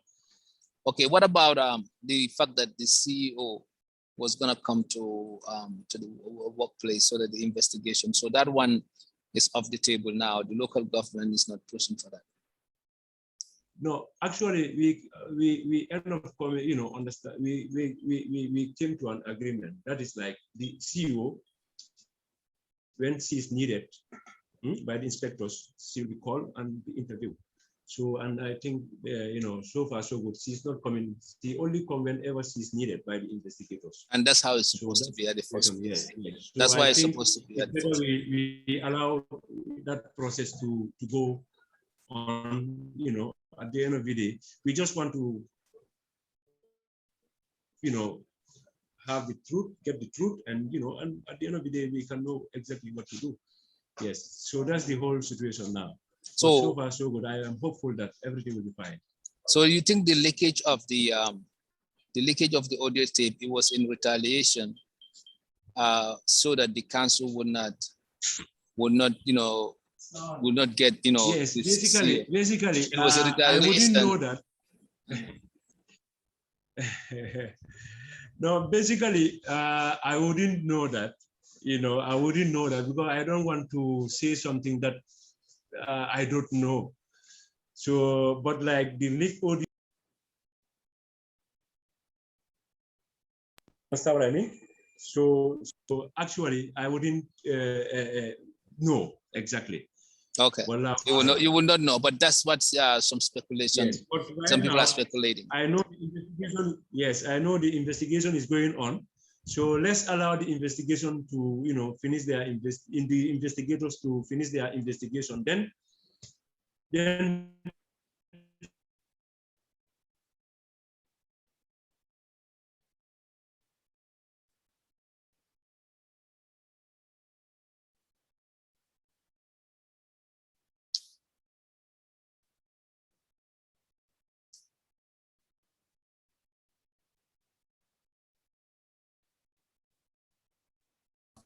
him or so. I'm not sure he's. Yeah. Okay. So that, okay. So we allow the investigation to go in. That's good. So another thing was like, I know Osman, the deputy mayor, we were together at KMC with Talib, and we even have a picture together. He was a great man. And then sorry for all the losses that he suffered during this time. Condolence to his loved ones, and then also all the departed souls.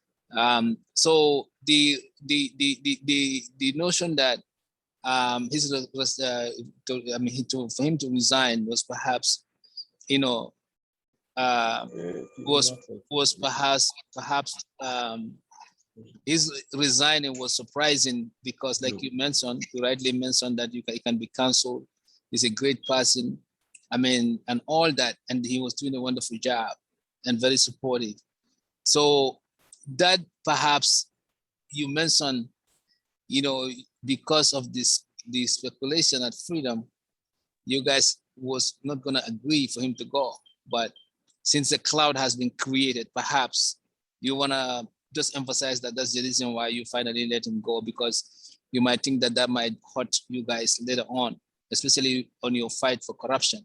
Because KMC has a lot of revenue coming in, and then it's a potential place where corruption can take place. So once you guys relax for him to go, because in the beginning you said, no, we can cancel you. We can make sure that you are taken care of, and we pass through this. You have that ability, especially you yourself. Now, you soften that up once the allegation comes. Because you look at it, in case this allegation turn out to be, the bribery turned out to be true, it might undermine the council, ability to go after other corruption matters and fight it, because your own friend, your partner, is already alleged with this. So was that, the manner where things were calculated? Yeah. Basically, I know one thing is like for the deputy mayor. For me, actually, he is a good guy, and he has been serving the country. So this is why I don't want to go far, because I don't want to. I always want to justify whatever I say. That is. No, we're not looking at the fact here. We're not looking at the fact here. What I'm saying, you guys were tough and saying, no, he's not gonna go. No, we can cancel you. We can. The deputy mayor, when he sent the letter, right? You said that, you were saying, oh, we can help you go through this difficult time. But now, once this come out, you tend to say, okay, that's fine. We will accept your resignation. My saying is that the reason why that tone changed is because you probably are in fear, or not in fear, but concerned. If this thing turned out to be true, and you don't let him go, it probably would backfire on your ability to fight for the corruption and so forth. That's all I want to say. Okay. So that's what I wanted to say. Yeah. And then now that this is an example out there, I think you guys have learned a lesson from this, and corruption would be, I know, Talib's first, and foremost fight, because it really would, explain his political career and political life in the future, and all of you. So I think you should take this as a learning lesson, and don't allow any of this such to happen. Like what Sam said, you should put things in place to make sure that certain people have only certain limit to withdraw certain money, and so forth and so. And nobody should be able to forge signatures. Let the signatures be verified by the banks that you guys deal with. You put policies in place. Let even need for a phone call to be made to make sure that mayor confirms that he signs these papers before these things are released. So all those loopholes need to be closed so that such things can never happen again. Yeah. So with that, I will end my question with one thing. You are an APRC candidate. Surprisingly, you work so well with the mayor, who is a UDP candidate. You guys came to Wisconsin, and he praised you a lot for your collaboration, not seeing party lines. You know, I was there. So that being the case, they said that NPP are working in collaboration to form coalition with APRC. How solid is that? If you would mind to elaborate on that before you go. And also, if that's the case, if that's not the case or that's the case, what is the stand on APRC in terms of having a candidate for this election and the possible way of winning? And then, you know, if there is any plans you have for the President Jammeh's return as well. So that's my final question for you. And if Sam has anything he can add. Okay, then let me just answer your question.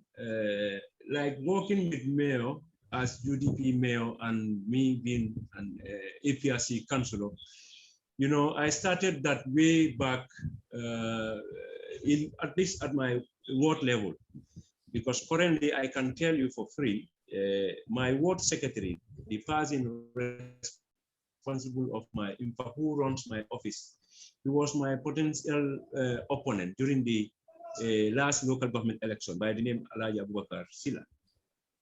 So currently we are working together, and he opposed me during the last election. Today, he's my secretary. In fact, when you come to the office, if I'm not available, he's always here. He runs everything for me. So this is what we need as a country. So it's not a surprise for me working with, because the thing is, as far as I'm concerned, I don't have problem with those kind of issues.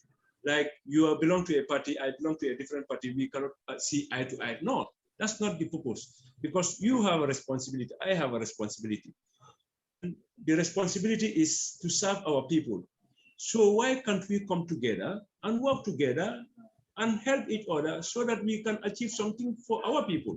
So that's the most important thing.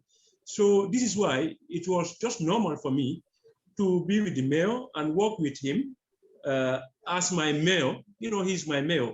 I am a councillor, but he is the mayor. So he's my mayor. So we must have to work together. You understand what I mean? In harmony.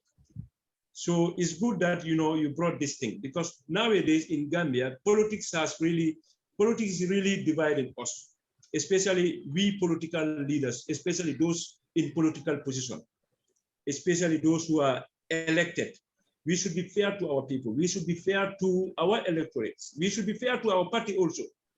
Yes, because whatever you do, you have different responsibilities. You have your responsibility with your party, but the community, the greater part is the community that elect you, the people who elected you to serve them.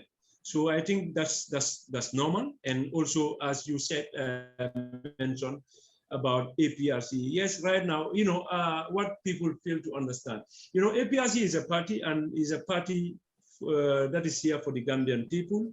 Yes, yes, during the past we were here. Yeah, we wouldn't say we are perfect. Yes, we did good things, we did bad things. Yes, that one is normal. That's human. That's human. But at the end of the day, APRC is still here, and Gambian people are still there. So this is why I always said, like, even if we have our political differences, but let's try to accept each other. Let's try to appreciate each other. Let's try to, you know, love each other as one people. Because at the end of the day, we are all Gambians, and we don't expect for all Gambians to be in one political party. But all these political parties, at the end of the day, they are all good. Because at the end of the day, each and every party, you are looking for something. You want to be in the government so that you can add value, or you can develop the country. Likewise, other political parties. Why not? If we all come together, put our ideas, our heads together to develop our country. So this is the thing, and basically we are working on with the national executive is working.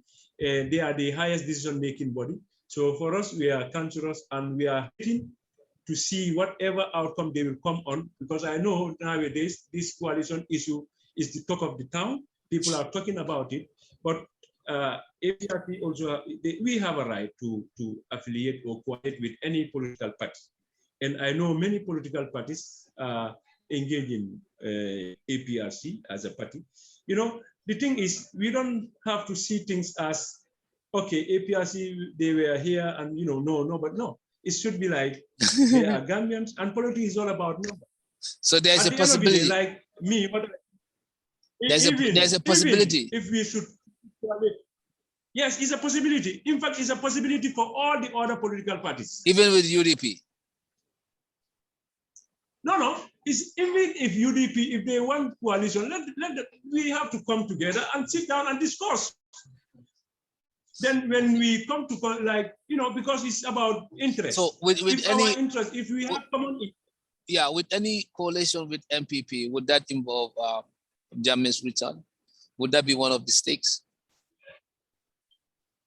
No, you know, basically, you know, the coalition, we, you know, as I told you, we have a executive committee, national executive committee. Those people, they have their points to put across to NPP if there should be, if there is any negotiation between NPP and APRC.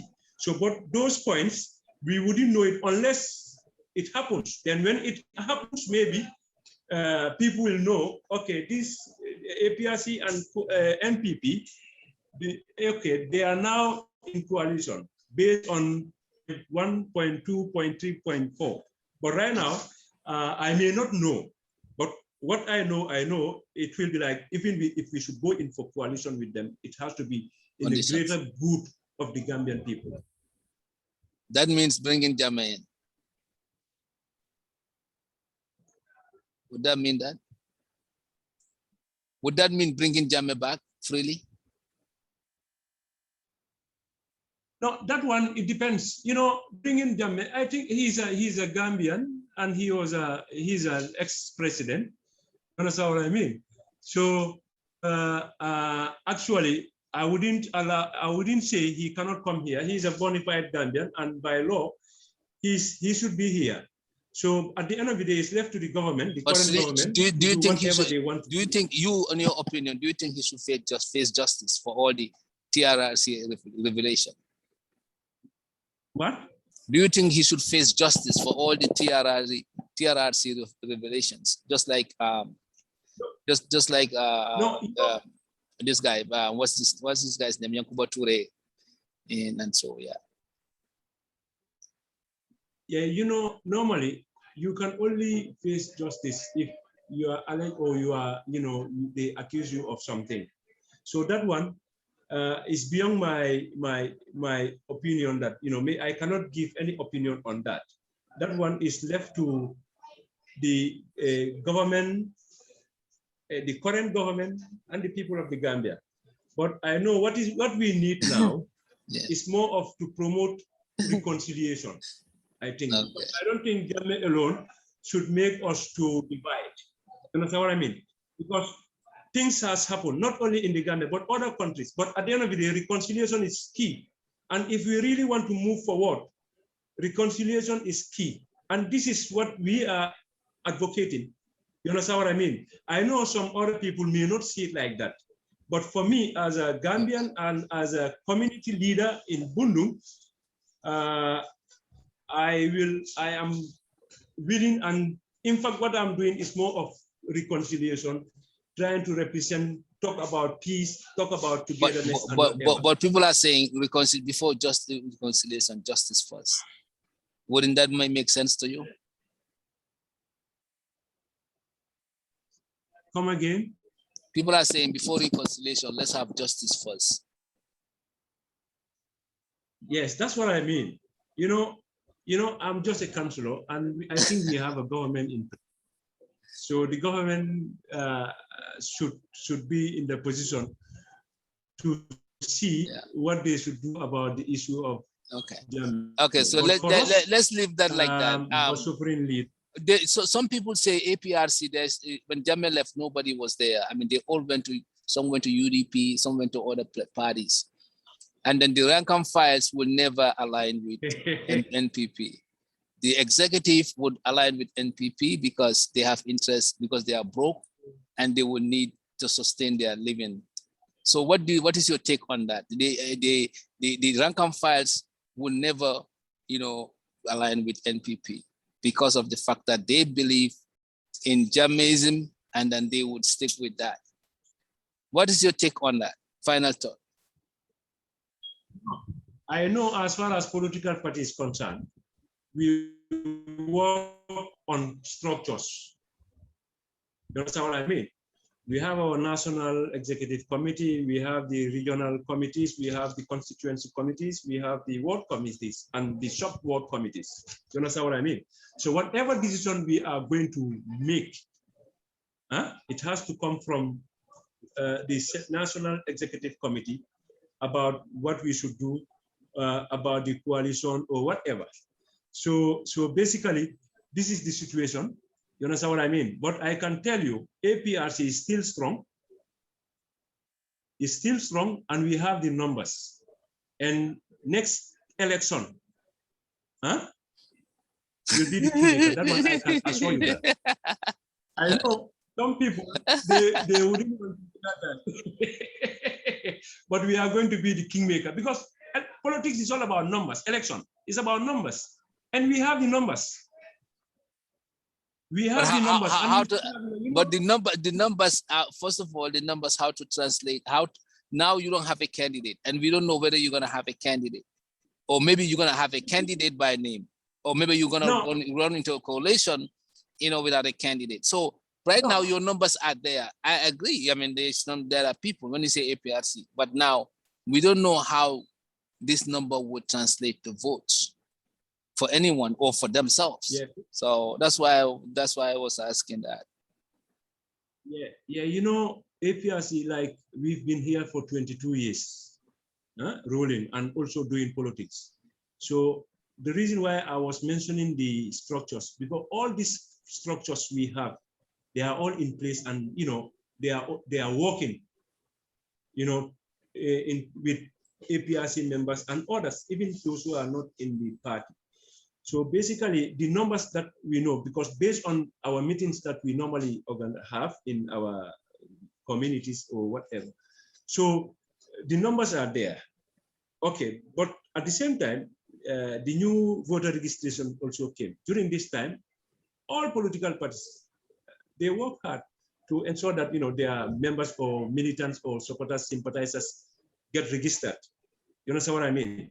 But looking at the 2016 election statistics, when you check that, okay, maybe it will not be the same as with this new registration. But I know one thing is very rare for you to see a prominent APRC guy to move to another, especially people in the grassroots.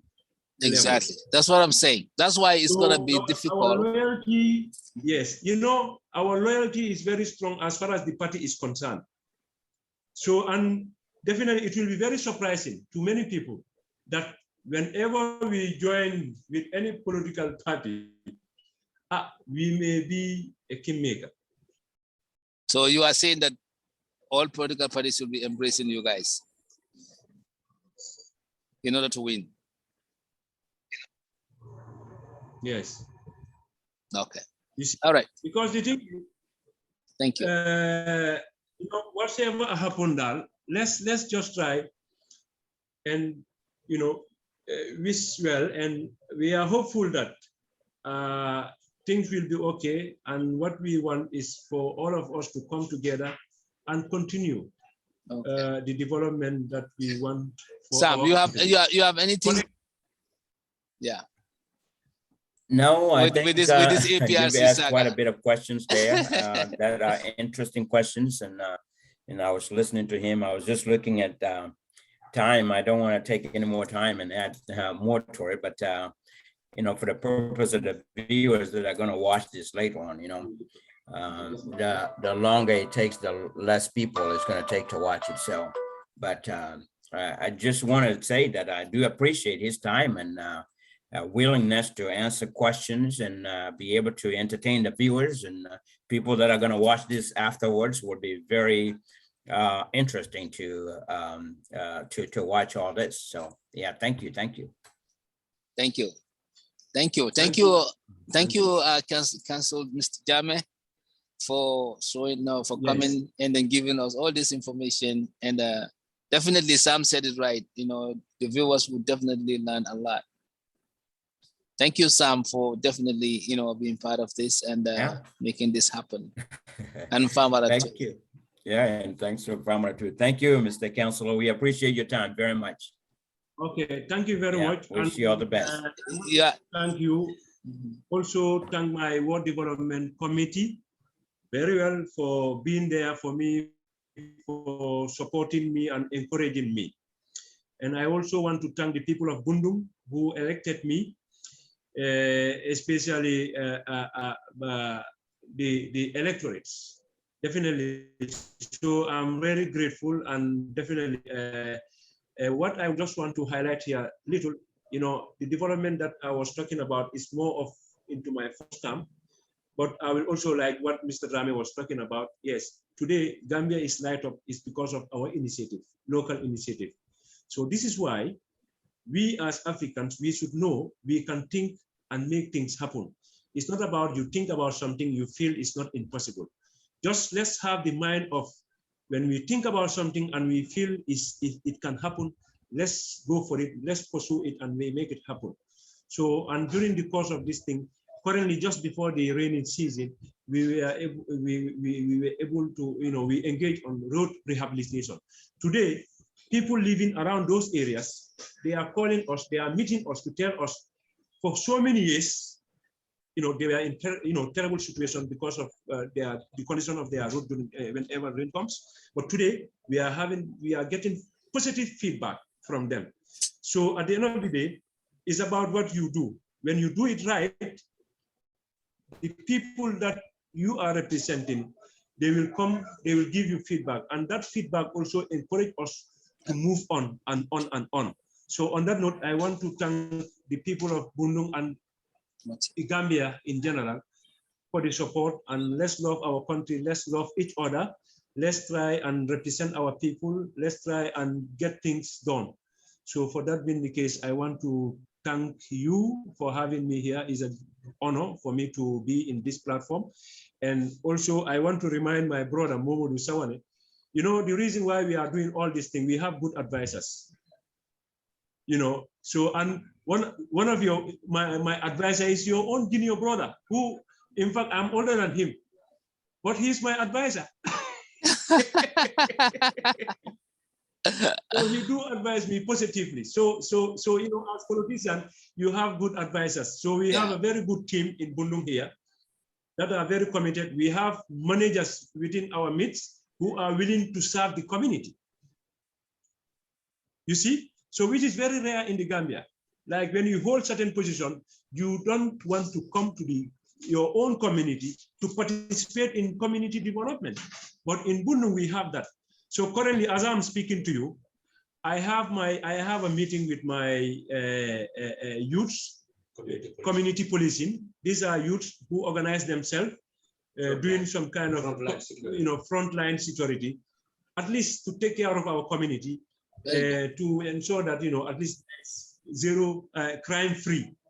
So currently, in fact, after this interview, I will join them. They are already here. So definitely. So this is what we are doing as a country. This is what we are doing.